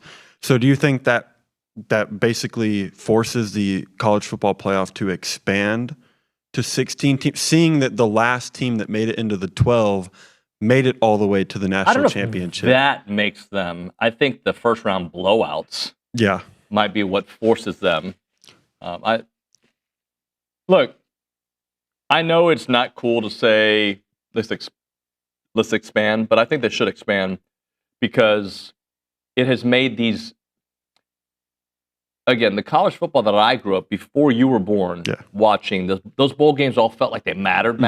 Like it wasn't just like the last game of the season mattered. It was there was more substance to what a win in the Cotton Bowl meant. So I think since that's not coming back, I say you do expand. And I think you make the first 4 seeds not get a double bye, basically, and make them play right away. I don't know how I feel about what they do with the conference championships. I kind of want to keep them. I feel like there should be something, and you should be rewarded for winning it. And I don't know what that looks like. Like, there's a part of me that says, Duke shouldn't have made Duke shouldn't have made it instead of Miami. No. But there's a part of me that's like, they did win the ACC, but they only made it to the championship game because of 1,000 tiebreakers, which I'm not even sure how. I'm not sure. So I have to talk it through. Like, I don't know how I feel, Reese. Like, there's a part of me that wants to incentivize the conference championship game to make it matter. I just haven't figured out what it is. And is the number 16? Or some people have thrown out 24, which I think is... They won't do 24. That's way too many teams. I think what they'll do is they will go to 16, or they'll stay at 12. I don't see them doing 14 in between. That's... Because then, 2 teams get a bye or something? Yeah. So I see them... I see them going to 16, seeing how that goes before they expand eventually to 24. And I think 24 is in the 30s. Like, I'm not talking about any time... Which isn't that far away. No, it's 4 years from now. Remember when they used to say the 30s? You would think like 1930s. Now you're thinking like in a couple 20, days. Yeah, you're thinking 4 years from now. And Buck Cuney says, is Trinidad Chambliss in the Heisman talk? Yes. Before next season starts. Yes. If he gets that extra year, yes. I think so. I don't know if he's going to get that extra year, and I'm also not convinced that he shouldn't declare for the draft.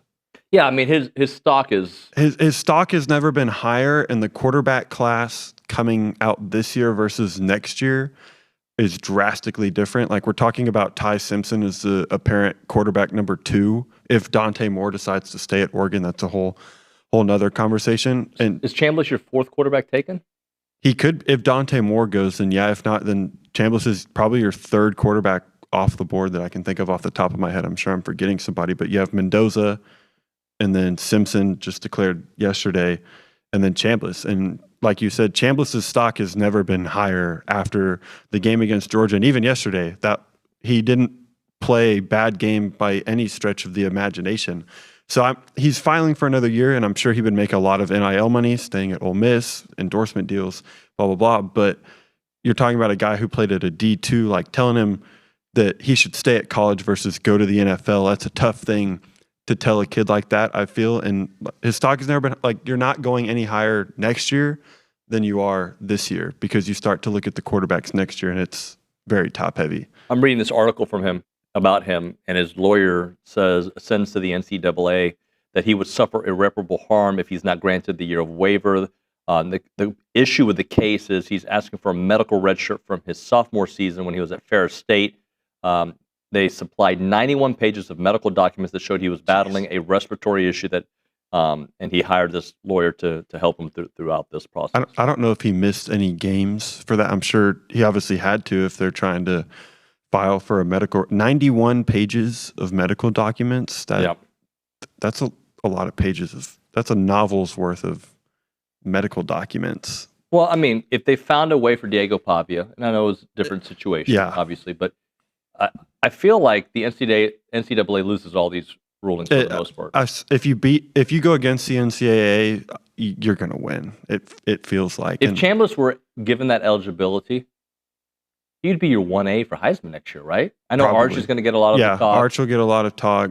I think, Chambliss is probably up there. I'm trying to think who else. I mean, Ohio State, like Jeremiah Smith's going to be there. Julian Sayan's going to be there. Like, you have a lot of people, but again, watching Chambliss's last 2 games against Georgia and Miami, like that, if he does get that extra year going into next year, you're like, like that guy, he's probably second in the Heisman odds preseason behind Arch. That's probably what's going to be the case. But I mean, again, like, I'm not convinced that he shouldn't just go ahead and put his name into the draft and see where that goes. Yep. All right, let's hit a break here. And when we come back, the great Andrew Monaco should be joining us here in studio. We'll chit-chat with Andrew. Right now, we're talking about Guarantee Bank and Trust. They've got over 100 years of experience right here in this community. Well, not in Bryan-College Station, but in Texas, right?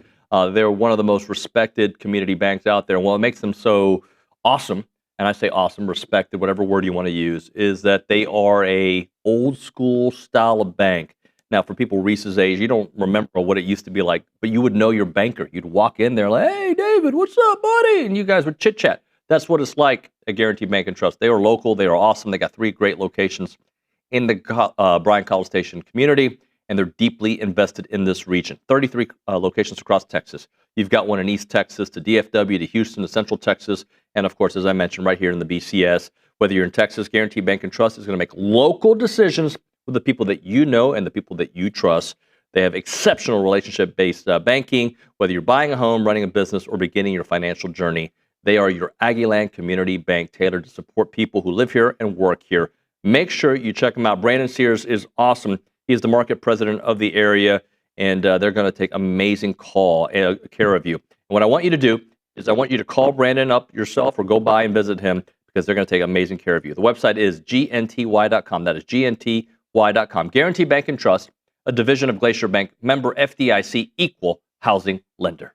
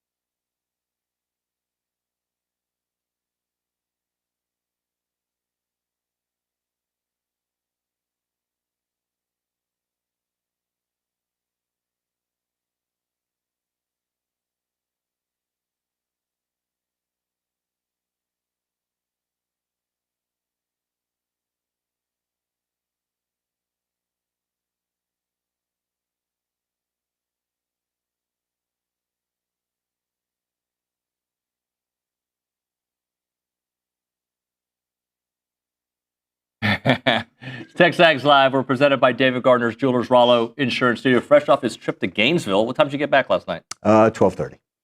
And you were at Auburn as well, correct? Yeah. So you're just a busy That was man. not 1:30 or 1 o'clock. I think that was a little bit later. Yeah, 8 o'clock tips in the SEC, baby. Yeah, you probably didn't get on the plane until what, 12:30 maybe? Yeah, and then you have to go to Columbus, Georgia. And then you fly, so you go from central to east, but back to central. Your clock's your phone is doing all. No one cares. No, right? No, we're sports. We're not working. By the way, I don't think I said his name. The voice of the Aggies, Andrew Monaco, with us here. I told David, I said I always pray when that I'm not wearing the same thing that I had worn before. Well, it happens to me all the time.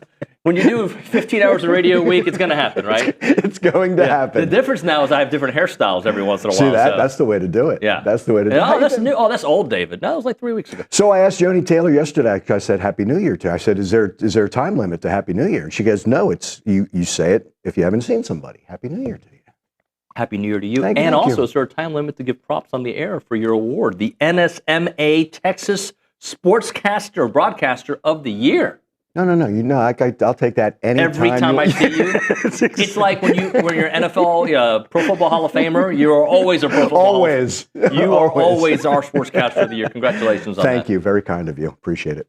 So I think we got to talk football for a second. Let's do it. We got a lot of basketball to talk to you about, but so I haven't spoken to you on the air, at least. I don't think I've spoken to you really, other than a couple text messages since the season ended. Yeah. How do you kind of wrap up the year in football, where we all know it was a successful year, right? Sure. Not a successful finish. Correct.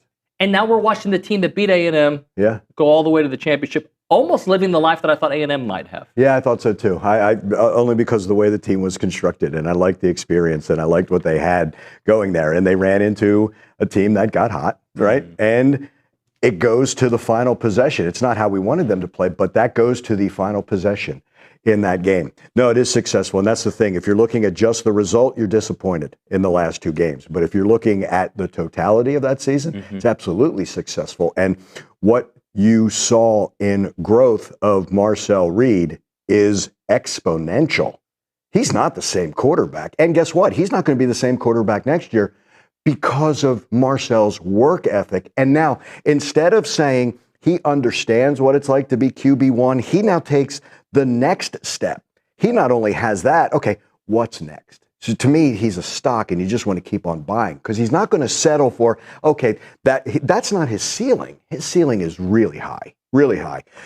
And that's just one of those positions. So you go through disappointment. Oh no, this person's leaving. Oh, wait a second. I'm happy because he's fulfilling his dream of going to the NFL, but I'm sad because I don't get to watch him play at A&M any longer. But I'm really happy because, and then we get into the portal and you say, oh, now we're understanding that this is not a one-year job by Mike Elko that we saw went from year one to year two. We didn't like 8-5, right? Right. But we sure liked 11 wins, but there's still a little chip on the shoulder. Like, we're not seeing below the surface of the iceberg that all takes place for this football team. So what is next? To know the pieces that are going to be missing, and then the pieces that you can replace. Let's not forget that the recruiting class, very few left. And now you've got the class in the future who were all in Kyle this year, seeing that, like that, it's going to just keep rolling because there is that plan that they're able to execute. It isn't just, oh my gosh, we need a corner. Who can we get? They have that all planned, and now you're seeing those pieces come together. Yeah, and that was one of the things I talked about on the show yesterday is like, the credit you have to give Coach Elko and this staff is they're doing the here and now, but they're also setting up pieces for the future. And if what Mario Cristobal's success this year proves anything is sometimes patience really does pay off, right? And we're getting success in the middle of this patience, by the way. Oh my gosh, yeah, the patience is the biggest key. And really, it has to align. Your team has to have, or that sport has to have the alignment of who your staff is, who you're bringing in with your athletic department. You have all of that. I think we're getting, like in a year where there was nothing but impatience when we saw with coaches around the country, it's the teams that I think will have that patience and the trust and know what the vision is. They're the ones that will be more successful going forward. So to your point, yeah, this is a front office, and we have to use that phrase in college sports and college athletics, because if you don't, you're behind, that is aligned, engaged, understanding what they need, who they bring in, because who Mike Elko brings in may not be the same as who another school might bring in, but they fit Texas A&M. And that's all that matters, Damon. Right. Does it fit what Mike and his staff want to do? And if you look in the past, mixing sports analogies, right? Home runs, right? So did we know that Nate Borkacher was going to be that tight end? We didn't. Mike and his staff did, right? That's what matters. So you start bringing in those right guys who fit the Aggies. That's what makes it so exciting. I'm conflicted when I say this, because I do struggle with it. There's a part of me that says, if A&M would have been properly seeded, they would have at very least won a game. Mm-hmm. Maybe they lose to Ohio State. Maybe they win against Ohio, and it would feel so different than losing your last two. Yeah. But at the end of the day, you lost your last two, and you didn't look good towards the end. Right. So why? Why do you think that was the case? That's the good question. And what we all learned was losses at the end of the season carry more weight than at the beginning of the season. Here's the but. But if you lose those two in the beginning, you're never in that position at the end. But it does weigh more heavily. I don't know. Okay, Andrew gets on the soapbox now. We're asking a committee to do the right thing when they've never done it in the past. Right. I heard you talking. You guys were talking. So now we're going to do 16 teams, right? If we expand. Right. Is the committee going to pick the 16? Are we going to expect them to do the right thing? And again, are we picking the 12 best? And here's the thing. We're going by what the rules are set up to pick the 12. With those rules, you take the two group of 6 or group of 5. It'll be group of 6 next year, right? That's how it is. So Notre Dame's on the outside looking in. BYU's on the outside looking in. That is a completely different playoff if the Oregons and the Ole Misses are playing Notre Dame or BYU, but they're not taking the best 12. See the conundrum there? It's like, so how do you feel about like the conference championships? Because I don't want them to go away. See, they're money makers. Right? Here's the conflict again. You going to put 70,000 people in Atlanta for a championship game, or are you going to take that away and funnel those teams into the college football playoff? That's now what has to be answered. Here's the other thing. Now that you have 16 teams in a conference, you're coming down to tiebreakers. Right. I know for the longest time, the SEC West was better than the SEC East. I don't know if that's the case any longer if we went back to divisions, but if you survived, if you survived your division, you went to the championship. Now you're doing it in a tiebreaker that went to the final week. And in that final week, because of the tiebreaker, is that why Ole Miss was 6 and Texas A&M was 7 and they never played and they didn't have common opponents? Right. Like now you're getting to the schedule makers. And then it's like, well, that schedule's easy. We can always say that after the fact. But remember last year, well, you played Notre Dame at home, you played LSU at home, you played Missouri at home. You're going to have to play them on the road. That's a tough schedule. But then all of a sudden that changed because the Aggies blew out LSU and emptied that stadium and blew out Missouri. And wait a second, weren't they on upset alert every week? Like now those wins don't. That's the problem. It's a little too subjective at times as opposed to objective. But here's the schedule. This is who we're going to play. You guys didn't think we were going to beat Notre Dame, but we did. And now you got to keep your attention. But it feels like it sounds like, okay, when are they going to stumble? When are they going to stumble? And they did stumble at the end. But the November was better this year than last year, right? But the end wasn't what you wanted. Twice you had a chance to get to the SEC championship. Twice that's still out there. You still have. So to me, it's like, okay, you come back, the one's coming back going, ooh, okay, that's what we work all season for, right? We want to correct that. The other thing that I don't want to get lost on this team is every young player, every linebacker who played with Torian York and every lineman who played with Trey Zoon, that's the only way they know how, right? We talk standard and we throw that out there and it sounds cliche, but that's the only way they know how to prepare for Saturday, how to practice. Right. That's exciting to me because now everybody who comes into the fold, this is the way we do it. All right. I told you I'd get you out of here by 9:50. I'm going to keep you for an extra few minutes, all right? Deal. I didn't even ask you. I'm just Wait telling a second. No, David. I know he's got work to do at 10 o'clock, so I got to make it fast. Milliken Reserve Time, part of the Table community in College Station. They got homes, they got trails, they got farms, they got wide open spaces with a mission to build a healthy community around nature, and they've done so by treading lightly on the beautiful land that you can find Milliken Reserve on. They're dedicated to the conservation of a healthy community. They have respect for all the native landscape and the wildlife, 2,600 acres of open space, farms, and trails. When you go there, you can go hiking, you can go biking, you can go canoeing. They got kayaking. They've got equestrian trails, the evening yoga, the summer camps, the music festivals, and so much more, and awesome neighborhoods there at Milliken Reserve. You can learn more at millikenreserve.com. That website again, millikenreserve.com.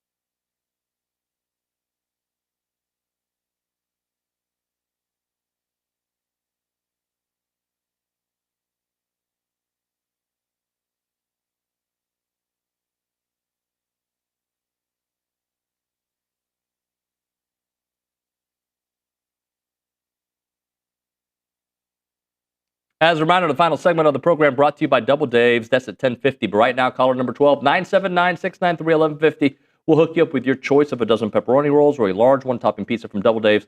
They've been serving Aggie Land since 1984 with your favorite pizza and, of course, those world-famous pepperoni rolls. Reliable in-house delivery, bringing piping hot goodness straight to your door. Just click on doubledaves.com, and your favorites are on their way. A little bit more with the voice of the Aggies, Andrew Monaco. Aggie basketball, we're talking at the break. I don't know what this team's ceiling is. I really don't know. Mm-hmm. They win 8 games in the SEC. They win 6 games. They win 10 games. I don't know. I do know that they get grace regardless, and they're earning more grace because of how much fun they are to watch. They are fun. And here's also part of the fun. Isn't it fun watching this team come together? Yep. Like, it's not the same team that tipped off. Again, we was like, okay, what are we going to see? And to me, it's like, and Bucky has said this group is special because they bought into a vision. Now we're seeing that vision. It's no longer a vision, especially for people on the outside. As you and Luke and Tap were talking about, when you go forward, it's no longer, okay, here's the vision, buy into it. No, this is what it is. This is how we play. So you either like it or you don't. Right. I think a lot of players will like it, but I love seeing them come together. I love the belief that they have. I love the resilience that they have. I like the lessons that get learned from previous losses. Are they perfect? Absolutely not, but they don't use anything as an excuse. And the belief in this is what we do. The line is, we do us better than other teams can do us. And there's that belief that we're going to do it for 40 minutes. And that's what showed at Auburn. Ruben Dominguez is one of the few players where he takes a shot that I'm like, don't take that shot. For most players, and I don't do it as much with him. With him, I'm like, that's okay. No, and I don't like doing this. I really don't, because it puts way too much pressure on a college player. But he's got an NBA release. It is so quick. Yeah. It is so quick and accurate. But he gets to his spot, David. I think that's the key. It's one thing to shoot. He's a scorer, not a shooter, by the way, and there's a difference. But he gets to his spot. So we're all saying, no, you don't. He's confident because he's in that spot. Now, sometimes he gets run off that spot. But even you watch how there's no rush to his. Now, as much as I say he gets it off quickly, there's still not a rush. Feet are set, to the target and accurate. It's the same rhythm that he has, right? Exactly, regardless if they're coming or not. Yeah, and if they are, now we're seeing that he's more than just a three-point shooter. He can distribute, he can drive, and that's the thing. I think the sharing of the ball is what we weren't sure about. Like we heard about buckyball. Okay, what goes into it? Now you're seeing what it is. Ball movement, sharing, good to greater at times. And then just that relentless defense, but I like the relentless offense as well. One of the things I asked the guys was, if this version of Pop Isaacs is what we get, Mm-hmm. he's not always going to score 21, but if we get a really good Pop Isaacs, right? What does that do, especially considering McKenzie is out, right? Right. He's not coming back this year. Right. Good luck matching him off your bench, because I don't know if you do. And I think experience matters. And because of that, like I get it, they haven't played in the SEC. I get that. You know what?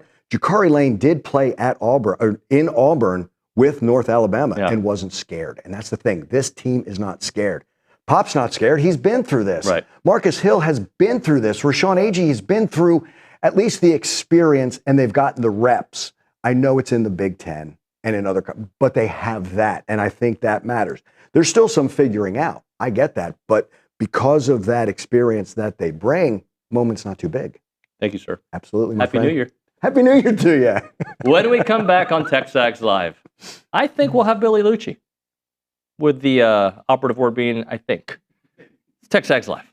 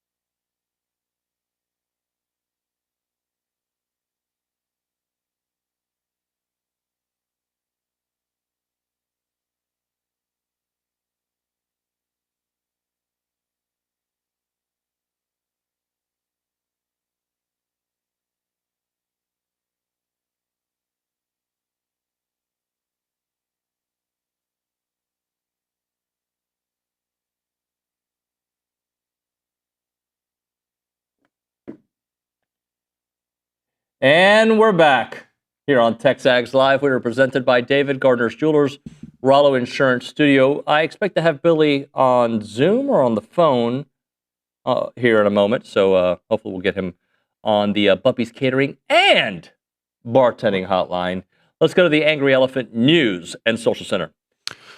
Niagara. We were talking at the break, Nick and I, and you as well, about DeMond Williams at Washington. Obviously, a super bizarre situation. Announces he's re-signing, and then 4 days later enters the portal, and then just yesterday announces, yeah, I'm coming back to Washington. So a question for the audience and you, if let's say that happened to Marcel Reed, if you're a fan, or if you're a fan of Washington and your quarterback says he's staying, says he's leaving, and then comes back, how are you still a fan of the quarterback, knowing that he intended to leave your school after re-signing? There have been people who have gone in the portal and come back. There's been, here's what I'll say to that.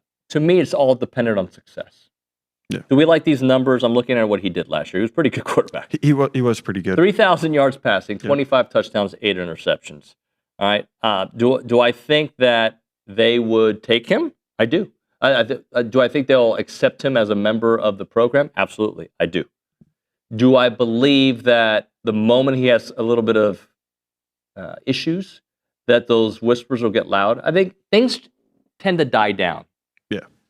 And if he says, "Hey, look, I allowed my agent, my NIL, I made a mistake," I think people are pretty nice. Yes, we do need Billy on the phone. I thought we said that. What's it called? I feel like sometimes when you have issues and you actually are upfront about it and you tell people that, hey, I made a mistake, I think people are going to be more willing to give you grace. I do. I think, and it's something that if you're just looking at it on the surface, you don't know, but having read some Washington people's comments. So apparently, when he announced his decision to enter the transfer portal, they were holding a remembrance service for their soccer player who had passed away, and the entire staff and basically the entire team was at that service, and he wasn't there. And during that service, he announced that he was entering the transfer portal, which I think is why you're seeing so many Washington people really upset with him because of the timing that he decided.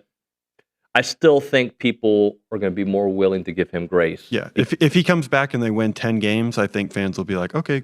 Right. And even beforehand, on the path to that. All right, we're going to go to the Buppy's Catering and Bartending Hotline. We're joined by the co-owner of TexAgs and our good friend Billy Liucci here on the program. What's up, Billy? What's up, David? How are you, sir? I'm good, sir. Good. How are you, sir? I'm glad. Hey, I wanted to start off with the game last night and Miami's success, A&M's unrealized dream. Just what you saw last night in a really thrilling matchup, and I have a hard time not thinking about what it could have been for A&M. Yeah, I mean, yes and no to me. Like we've talked about the last few weeks, right? Like the way A&M played through much of the year, yes. The way they were playing down the stretch, not as much. Even though we could sit here and I can go, golly, Miami had 3 points, 58 plus minutes into that football game. They just hung 31 on Ole Miss. They scored 17 against Ohio State, 24 total. They had the pick 6, but all those games are different. And I understand the weather held the score down at Kyle Field for both teams. I think with no wind, I think it's still a final possession game. I do. Because I think, if anything, that wind may have hurt A&M more, minus Le'Veon Moss for pretty much, at least through the final 3 quarters. Miami's got a huge edge in that running game war. But to me, like, either way, regardless, that felt like 2 very evenly matched teams going to go down to a final possession. But to now see Miami in the title game, and I just, A&M, it wasn't just about that it was, they were 5 yards away and 4 shots from the 5 away from going to overtime with them, right? It was the offense scored 3. Ohio State scored 14. Ole Miss scored 27. And it was a grind for those teams to even get there against a really good defense. But 3 points and, the struggles they had offensively against Texas with the turnovers, the 3 turnover half against South Carolina and giving up 30 to the Gamecocks in a half. Like, it just wasn't. I sit here today and I go, could A&M have run off 3 straight wins, Miami, and then let's say they had gotten by them because the game was so close. Could they have beaten Ohio State and Ole Miss back-to-back? Yes. Do I feel like, man, they played so bad against Miami that if they would have gotten another crack, they were just going to snap their fingers and get back to, mid-October, mid-September A&M, and I don't know the answer to that. I do understand that was absolutely doable. The longer they played, they could have kind of gotten that back. But I also think there were some things that were exposed particularly in terms of offense and run defense that I think would have ultimately, it would have been hard to win these last 2 games. And that was probably without Le'Veon Moss. Let's not forget. As soon as he tried to come back, there was another injury. So it's just, I think, yes, they could have. Do I think they would have? I'm not sure about that, so I feel less bad about it. It does show me, David.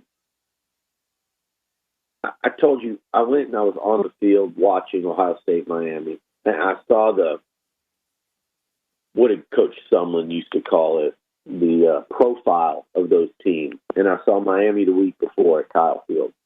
Like, physically, across the board, roster-wise, NFL talent, all those kind of measurables, I think Ohio State still stood out significantly to me of all these teams we're talking about. But it does tell me, like, you look at Ole Miss and you look at Miami and even Indiana, it's not, I don't know enough about where Oregon's at right now in terms of this, but I don't think they're the most physically imposing team. I think they're really fast.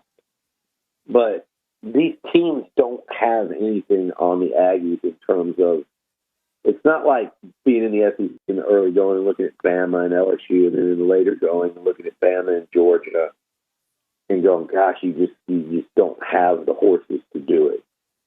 And I think one thing we know is that this A&M team could have done it. When you see Ole Miss and Miami playing down to a final pass, and one of them is playing for the Natty, and you go, A&M could have done that. And you see where Oregon's at, and all they've had to do really is win a close game, and beat Tech. A&M could have done that. So for Mike Elko and his staff, it's about rebuilding that roster to the level it just was at as quickly as possible, and getting, Holman Wiggins is going to have to be really good, because I watched last night, and I think a big part of that game was Shannon Dawson and Charlie Weiss Jr. and what they were doing offensively in the games they were calling. And Shannon Dawson, complete change up from what they did here at Kyle Field a couple games ago, right? And really a complete change up from what they did against Ohio State. And they made those quarterbacks really good yesterday. Even Carson Beck, and then, Trinidad Chambliss. And to me, a lot of that had to do with the coordinators and play callers. And that's Wiggins, and that's Joey Lynch, and that's their job to do that for this offense and Marcel Reed next year. And before people start going, oh, man, but Holman's never done it, there are plenty of examples of guys that have been ready, not just at offensive coordinator, but at any coaching spot, head coach on down, and in sports in general, that have been ready and just waiting for their shot. Now, I can't sit here today and tell you that's Holman Wiggins, but anyone that says it's not is just they're just taking what they think is an educated guess. Billy, a little bit on the game last night overall. it was interesting whose style would dictate the tempo, and obviously with Miami having all that time of possession, Miami style, but that fourth quarter, it kind of was a departure, right? We went from a game that felt like a defensive matchup to a bit of not a shootout, but definitely a lot more high volume scoring. Man, it was close to a shootout. I mean, Miami stuck to running the ball some too, but I mean, it felt shootout-ish, didn't it? I mean, that was a fun game to watch. And I've talked to a couple of my Ole Miss people. They're just devastated. I mean, I can't imagine coming that close to playing for it all and having that happen. But Miami, again, Carson Beck, it's so interesting to watch this guy. And I still don't think he's that good, but he knows what his team is. And that's a veteran. And hopefully you get that out of Marcel next year where you know when to, hey, now I got to cut loose and this game's taking on a different turn. Let me adapt. Or this week's going to take on a different turn. And you saw some of that from Marcel early in the year. And then, because we actually talked about it in season as it was going. But you look at Beck, and with all that experience, he understood the assignment against A&M. And then I watched him against Ohio State, and all of a sudden this guy is running a little bit more. He's scrambling for first down. He's throwing. That game, it was all about get rid of the ball quickly, get it to the sideline, get 7-8 yards. And he did that all night. And screen passes and things like that. And then last night, it was kind of combine the two. He ran some. He was very efficient in the passing game, but then when the time came, he started slinging it, and he had some big plays, early and late in that one. I think they saw a flaw in that Ole Miss defense. So one thing I do think we can say, man, if Mike Elko can figure out what it was this year, and I think last year you can almost scrub because it was just such a new thing on defense. But if he can figure out this year why were teams, and you can't just say, well, linebackers making bad fits. That if you do that, you're going to run it back again next year. It's not that simple. You can't blame it on just that. But you have to figure out what's the schematic, weakness that teams are attacking, running the football and ripping off these long, long runs. I know Ole Miss had one last night, but you just haven't seen very many of them in the playoffs. But you'd see it almost weekly against A&M. But the defense Elko put on the field this year was really, really good, and it was significantly better than it was in year one. And when you look at how they played Miami, and you look at how much you look at Miami, how they moved the ball against this great Ohio State defense, and then what they did to Ole Miss last night, and just, again, you can say weather, whatever. The Aggie defense played terrific that day. They gave up that pop play late, and that was really it. But you look at guys like what that Miami trots out there at tailback, at wide receiver, and it's not just Malachi, it's other people as well. You look at that and you look at their own line, you go, this defense played outstanding here at Kyle Field a few weeks ago. They really did. And there were other games they did it as well. I mean, obviously you had the random shootouts, Notre Dame, Arkansas. That was really about it. Then you had that crazy first half against South Carolina. But even that one, Nuño, that had as much to do with A&M's offense turning the ball over than it did the Aggie defense. So really, to me, there were two kind of exceptions to it. But otherwise, this defense has a chance, if they can kind of fix that, to be really, really damn good. And I like what they're doing in the portal. I really do like what they're doing on defense. Talking to Billy Liucci here on TexAgs Live. Billy, why don't we hit a break here and come back and talk a little portal? I know you only got about 15 minutes left with us, so let's hit a break. We'll talk portal and we'll close out the week.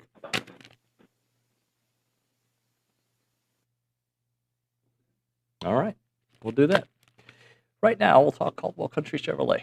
Highway 21 in Caldwell. Online at caldwellcountrychevrolet.com.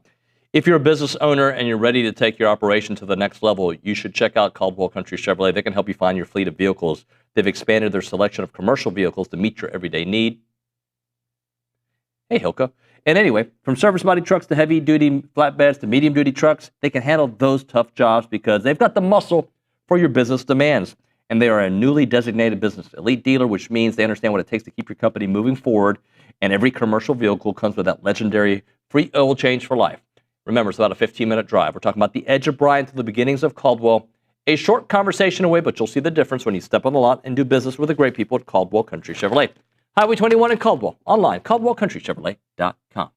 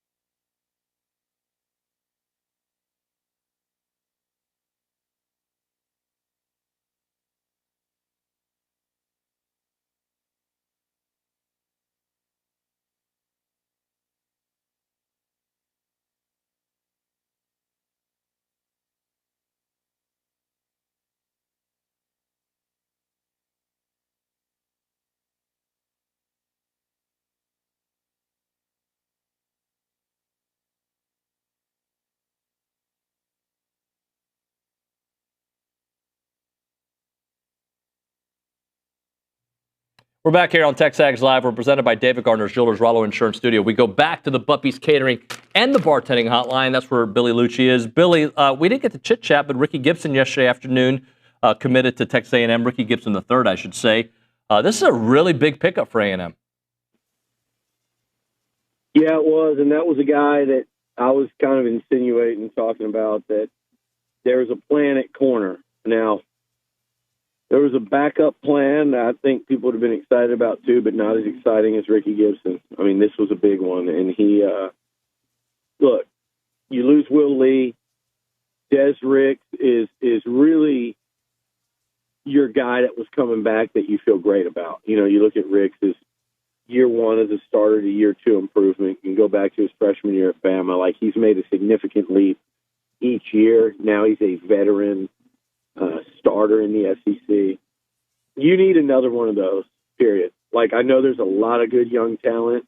They needed someone almost as a bridge to come in here and be impactful from day one. And look, if either of those two guys don't start, it's because somebody really rose up and pushed one of them out of there, because those two are, I think, high-level SEC cornerbacks. And Ricky Gibson, look, he has a chance to come in and be one of your better players on defense. Tennessee's season really kind of came unraveled when they lost him in the first game to a torn pec, and then they lost Jermod McCoy. And those two corners, with them went Tennessee's entire defense. And you saw them early in the season lose shootout to Georgia that really killed them. That was the day A&M played Notre Dame a couple of hours before that, Aggie and Irish thriller. And then, you know, they gave up a bunch of points against Mississippi State early, and it was just a sign of things to come. And you ask Tennessee fans, and they'll tell you, a massive part of what kept that football team out of the playoffs this year was their lack of defense, and it did have to do with losing both he and McCoy at corner. I mean, that was devastating, because they went into the season thinking that they were going to have arguably the best 1-2 punch at the position in the SEC, if not the country, and he was 50% of that. So this was a big deal. I know how badly Auburn needs a corner, and this is a guy from Alabama, and he's sitting there for, you know, during the, you know, winter break back at home, and you're just sitting there, I think, if you're A&M, just worrying and waiting, hoping to get that done. So when they got that done, man, that is a massive box check. And in him, and to me, another one that really stands out is pass rusher you got from Northwestern the day before. Those two guys, I think, can really be that's a massive impact on your defense if those two are exactly what you think they are. And again, this isn't high school recruiting. You have Big Ten and SEC football tape to look at to help you determine if they are who you think they are. It really ups the odds of that being the case.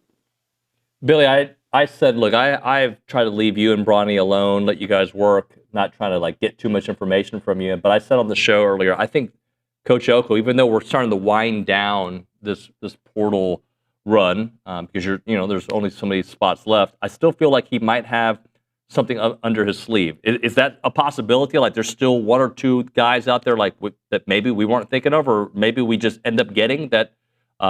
It's been kind of dragging out.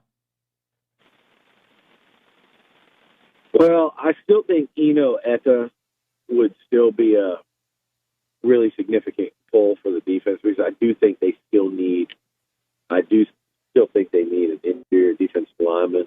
And then you have Ozamalu from Texas, Zena, who went in.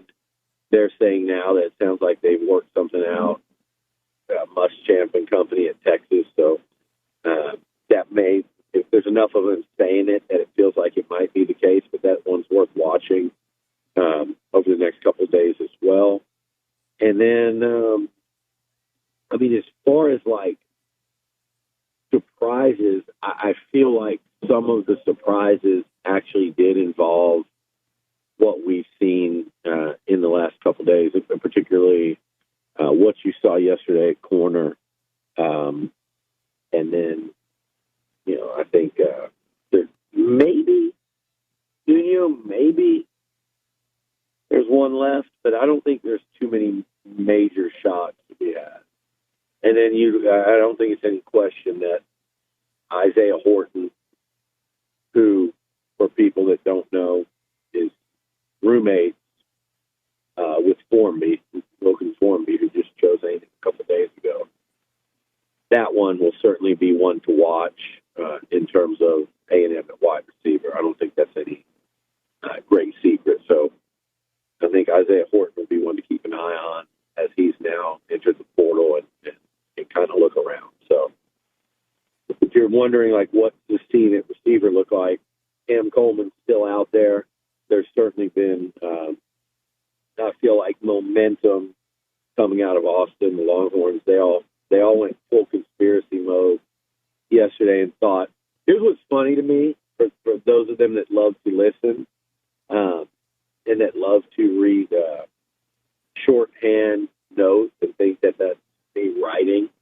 You guys are I won't even say what you are, but you are not. But as I sit here, I'm laughing today because they're still talking about it. They think that I said that there's confidence coming out of the Texas staff. Your coaching staff talks, okay, just like everyone does, but yours certainly does. And there's a particular guy or two on there that talk a lot, and they're talking directly to people that I know.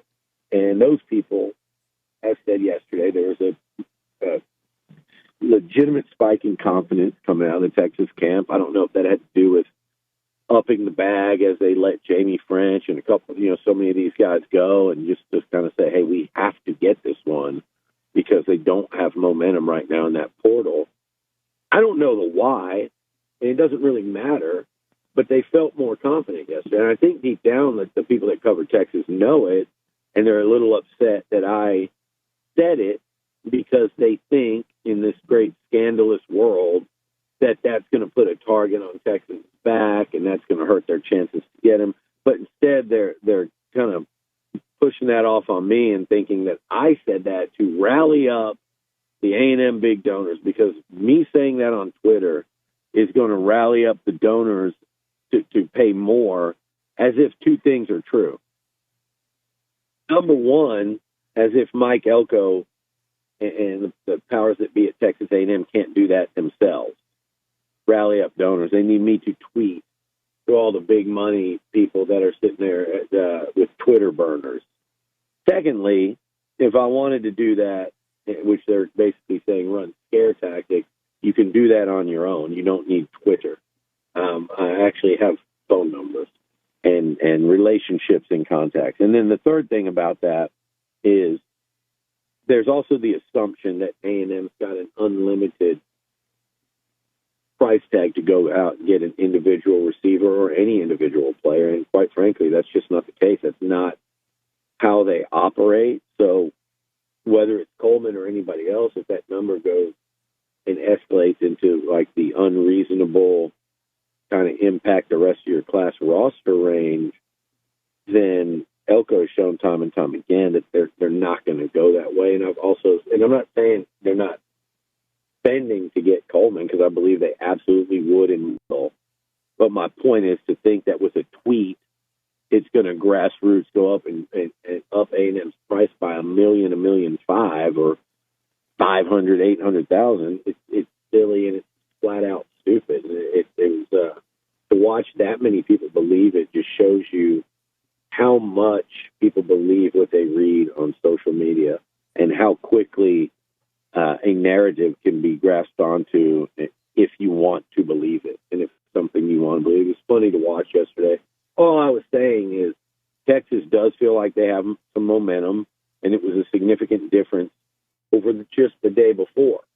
But they still have to weather Alabama as well. But I would just say I don't think that A&M has been told as of this morning, a couple hours ago, hey, you're out of it. But I do think there's momentum in other places. And, I'd be mildly surprised. I would not be shocked. I'd be mildly surprised, though, if the Aggies ended up with this one, but I'm not saying they won't, because Ken Coleman can do whatever he wants, and he can commit to whoever he wants, and he can. We're not commit. They can make the calls to whatever school they want, and they can say, "Hey, you're the pick." And I do think then they start negotiating the number in terms of what's our final thing look like. And at that point, the school that he picked becomes even more desperate, because okay, he's ours to get. We just got to get the price right. So he's got a pro agent, a great one. I think all the teams are still in it. I just think momentum has kind of moved over to a couple other places, namely Austin and potentially, depending on how the visit goes, maybe Tuscaloosa. But then you go ask somebody in Lubbock, and they think they've dropped the biggest bag, and that's all it's going to take. I think for Cam Coleman, it has to do a little more than that, and I just still feel like that guy's going to be playing in the SEC next year. Billy, last thing for you. Let's just say nobody else is added, and hopefully there's a guy or two that's still added, but nobody else is added. How do you feel? How confident are you in this roster for next year based on what they've done in the portal with the retention and also the young freshmen coming in? Well, I think they're going to add more. Okay, so first of all, I'd love to see them add another receiver, like a big physical guy. I loved Canyon that went to Georgia. Horton is 6'4", almost 210, so he fits the bill. I'd love to see them add that. I'd love to see them add one more big D tackle and probably another edge rusher. If you can get me that and their quality, I'd feel great about it. And I feel great about the roster. Here's the other thing, David. You gotta. Okay, so I know who Mike Elko and Howell, Brawny. We know who Elko and the Aggies targeted in the portal. We know AB and fallback. And they hit on a very high percentage of what they wanted. And here are guys they want in the last 2 years since being here. Like guys like, and remember what you thought of them as to the fans listening, and to you and me and everybody else. Remember what you thought of them when they took them. Cassius Howell, Will Lee. We knew what we thought of Concepcion, but Mario Craver, Armaje Reed-Adams, Marcus Ratcliffe. Who am I forgetting here? We knew what we thought Des Ricks was, but you've watched him develop. Tyler Onyedem.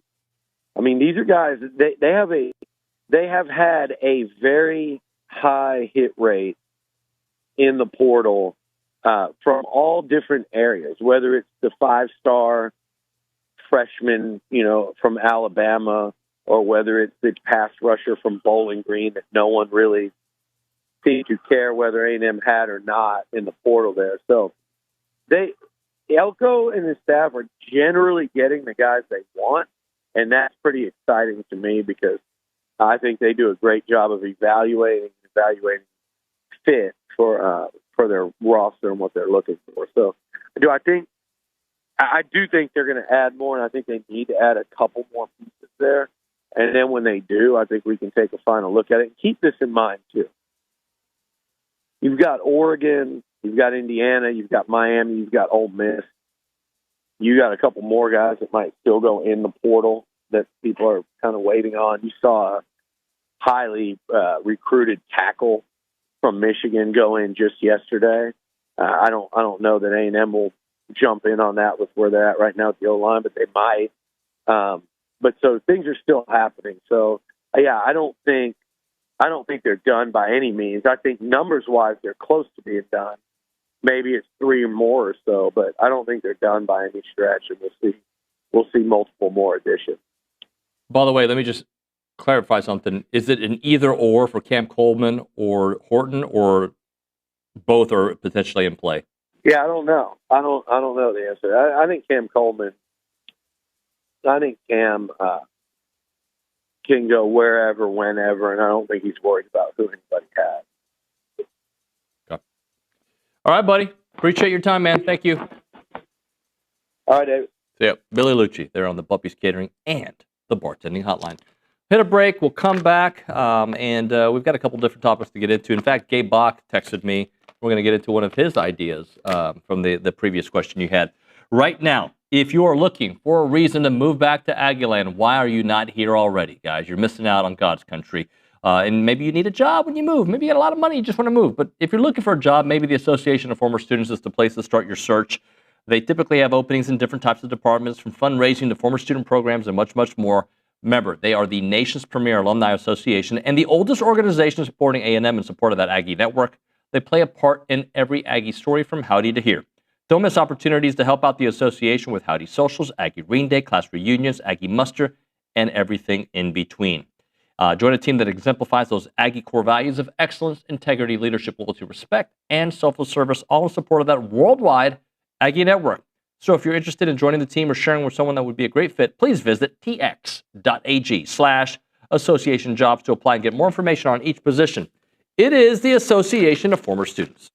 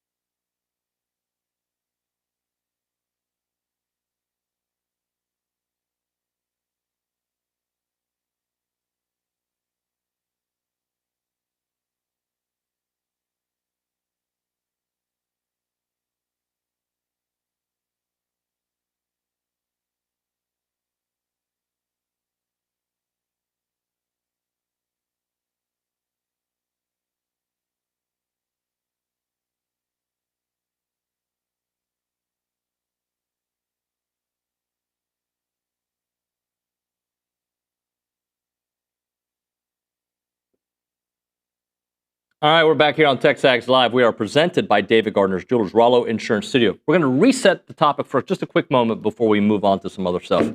And Reese Nygren at the Angry Elephant News and Social Center. Nygren, you were asking about Damon Williams, correct? Yep.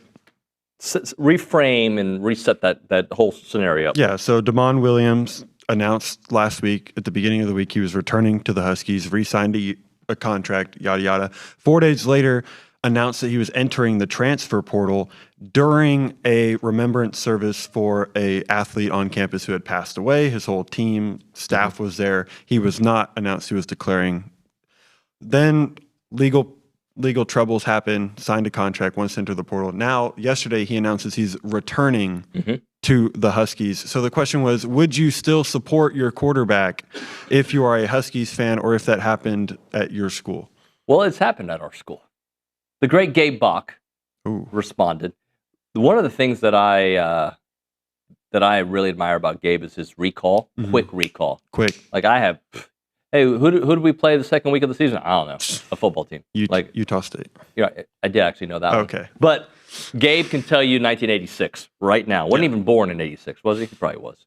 Anyway, he brought up a couple of examples, recent examples. Oh. Now, I know the situations are different because we're talking about a guy who just signed a brand new contract. This is before the contracts, right? Before. But how did you feel about Chase Basantis? Did you like him? I did like Chase. Did you root for him when he came back? I did root for him. Huh. Nick, did you like him? I do. Okay, yeah. He went in the portal in December of 2023. When I remember that. When Jimbo Fisher was fired and they started looking for their coach. It might have been right around when they hired Mike Elko, and then Mike got to talk to him, came back. Smart move by a player in a coaching change, right? But he did it. Got another one for you. Oh, yeah. Leon O'Neal. Did we like Leon O'Neal? We loved Leon O'Neal. Right? So there are examples of people going in the portal coming back that we like. Yeah. I'm trying to Aggie baseball team? Yeah. There's a couple. There were a few that came back. Right? Yeah. So it's how you go in and how you come out. I think that is the case with Damon Williams and I mean those are good examples because it's players who entered the portal and came back. I think the main frustration with Husky fans with Williams is we are in an era of contracts where you re-sign, and he publicly said that he was re-signing, and then he managed to announce that he's entering the transfer portal when he did. Right. That is what really ruffled the feathers of Husky fans. So, I mean, those are like Basantis entered the portal, and we love Chase Basantis. Leon O'Neal entered the portal. We love Leon O'Neal. So I think it is an interesting scenario, but I think Damon Williams really lost a lot of fans with how he went about entering the portal. Agree, but can win them all back. Yep. I mean, if he if he wins 10 games or leads the Huskies to the playoffs, everybody's going to be like, remember that over the offseason when we were hating on Damon Williams? Like, that was so funny, but we're now in the playoffs. I don't remember if Akeem demanded to be traded. You know who Akeem Olajuwon is? Yeah. Best center of my life. I don't know if he demanded to be traded, but there was a point where he and the Rockets were right before they won the championship. I think this was 1993. Where they almost traded him to the Indiana Pacers. I believe it would have been for Rick Smits and somebody else. I don't remember the particulars, but I think they enjoyed his run. Yeah, right? I think another one. LeBron James, who I don't like. He always wants out. But he left. Yeah, he always wants out. He always wants out. He left Cleveland. They burned his jersey. Yeah. They hated him. They were not happy. He came back. They loved him. Yeah. So, yeah, I just think we as fans just want to feel loved. Carlos Correa goes to Minnesota. I'm pretty sure Houston fans booed him Did the they first boo time him? he came. I don't think think so. they booed him. I think there's a difference between demanding to be traded and leaving in free agency because somebody offered you millions of more dollars. Yeah. Like if the Astros had offered Carlos Correa the same amount of money that the Twins did and he left to go to the Twins, then I think you would have a lot of angry Astros fans. But I think there's a case of when you go to free agency, you can leave. Got one. Okay, what do You you think have? the Cleveland Browns like Myles Garrett? Oh, yeah, they love Myles Garrett, and he was adamant that he wanted out of Cleveland. Do you think the Lakers love Kobe Bryant? Yeah. He demanded to be traded Was that before Shaq went to Miami or after? It was close. He almost went to the Clippers, right? So there have been others. James Harden. I don't care. You can leave. We would have applauded. Okay. Derrick Henry in the YouTube chat said he still love Harden. So he does. But anyway, my point is, it really comes down to what have you done for us lately, and do you love us? Yeah. Right? And I mean, I'm going to throw this out there. Trinidad Chambliss, had he left, like had Ole Miss maybe lost to Georgia, and then he leaves and goes to LSU, do Ole Miss fans still like Trinidad? Do Ole Miss fans still like Trinidad Chambliss?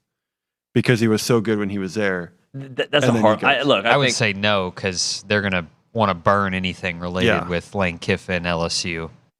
Yeah, like if you're an Ole Miss fan, do you actually hate Lane Kiffin? Yes.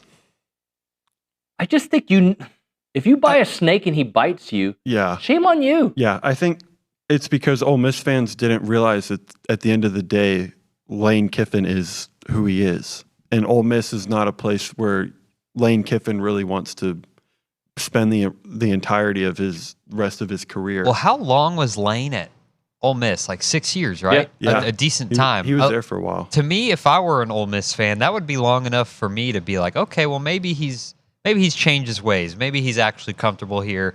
His son was like playing high school football in Oxford. Like he settles. Like I could see how they might have convinced themselves like he's here, he wants to be here. You marry a certain kind of woman, or a certain kind of dude. Makes sense. You know what you got, right? Like, oh yeah, you know, he's not going to happy hour anymore. He's always coming home, and then he starts going to happy hour. You are. I think people can change. By the way, I do believe that people can change. You got to want to change. But I think Lane Kiffin's always been Lane Kiffin. Yeah. He's maybe a little more wise, maybe a little bit. Yeah. Does a little bit more yoga, apparently. But, like, I think if you're Ole Miss, you're mad at Lane Kiffin for sure, especially leaving the way he did. But you're also like, gosh, it's like people hate when I bring up this example. We're supposed to hate Schloss. Yeah. And I kind of do. Kind of appreciate what he did for us for the couple seasons, right? Like, so there, I hated what happened, and I'll never applaud him. I get it. But, like, been the most successful coach on A&M's campus outside of Jamie Morrison and Pat Henry in the big three sports. And how long? It's been a while. Yeah, that's you love what he did when he was here, but you hate the way he left. And so you can always, like, we're always going to hate him, but there's a part of us that you have to tip of the cap. He was a really good coach. It's like, and Lane Kiffin was a really good coach for Ole Miss. Derrick Henry Kevin Durant, Thunder fans. Is he beloved anywhere? That's what Derrick Henry said. Everybody hates Durant. I kind of like him now because he's with the Rockets. Yeah, I like him now. I always kind of like him. I hated Durant when he left to go to the Warriors because it was like they were already really good and you just made them even better, and then they tortured the Rockets. So I really kind of hated Kevin Durant. But now it's like, okay, like you kind of at some point you just acknowledge greatness when you see it, and he's one of those, like, that dude could give you an effortless 30 points. The dude is. Our audience hates the NBA, but that dude is an amazing player. Yeah. And other than like kind of grumpy on Twitter and jumps around teams, like he's been a pretty good guy. Like, I mean, like same with LeBron. Like I don't like LeBron at all, but now there's some videos behind the scenes apparently that he's not that great of a guy, but like overall he is okay. I just won't talk about anything but the NBA right now. Okay. But I do love Luka. Luka's great. Luka is good. James Harden, not so great. Russell Westbrook, not so great. I like James Harden because I grew up with James Harden on the that's my early memories of the Rockets are with James. Sorry to make. How about Luis Scola? Sorry, you remember him? He played when I was like two. All right, we got to hit a break. We're way late. Sorry, this show's gotten off the rails. We'll come back with a short final segments. TexAgs Live.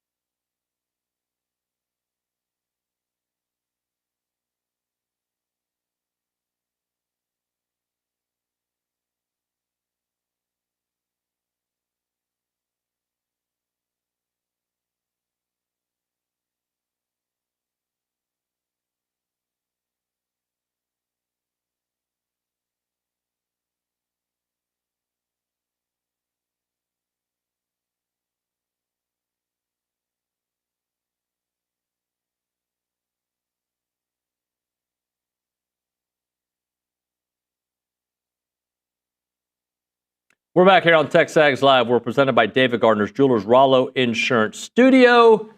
Got about 2 minutes left on the program. We go back to the Angry Elephant News and Social Center. Mr. Nygren, we got a game tonight that we have not really... No. I was way looking more forward to the Ole Miss-Miami game than this one. And I know people are going to go, because Miami's... Yeah. No, I found that to be an intriguing game. I'm sure tonight's game could be really good. Yeah, Oregon, Indiana, 6:30 Peach Bowl. Indiana only 3.5-point favorites, so Vegas isn't big on the Hoosiers, or maybe that's an indication of where the money's going. But I think it'll be a good game. The question is, can a team score more than 17 points? Because Indiana held Alabama to 3, Oregon held Texas Tech to 0. Can a team score 17 on either one of those defenses? Who's more battle tested? Indiana, I would say. Yeah. I would say Indiana. There's no doubt. Yeah. They've already beat Oregon. Yeah, they beat Ohio State. State, beat Ohio State, Big Ten championship game, beat Alabama in the Rose Bowl. They didn't just beat Alabama. They demolished Alabama. They destroyed, right? So to me, it's not now. And I think a couple people are hurt for Oregon, so it's going to make their life easier. But it's hard to beat a team twice in a season. Although I'm all in on Indiana. Yeah. And then when it comes to the Indiana-Miami game, typically I would take the favorite in that. Yeah. But I don't know, man. That game is a line of scrimmage game. It'll be and I think Miami's got the better line of scrimmage. Strength versus strength, because you have Indiana's O-line versus Miami's D-line, and then on the other side, D-line. That'll be a good game in the trenches if you're an in the trenches kind of person. That's going to do it for TexAgs Live here on a Friday. Thank you so much for watching and listening. We'll see you all on Monday morning. Thanks so much for watching and listening.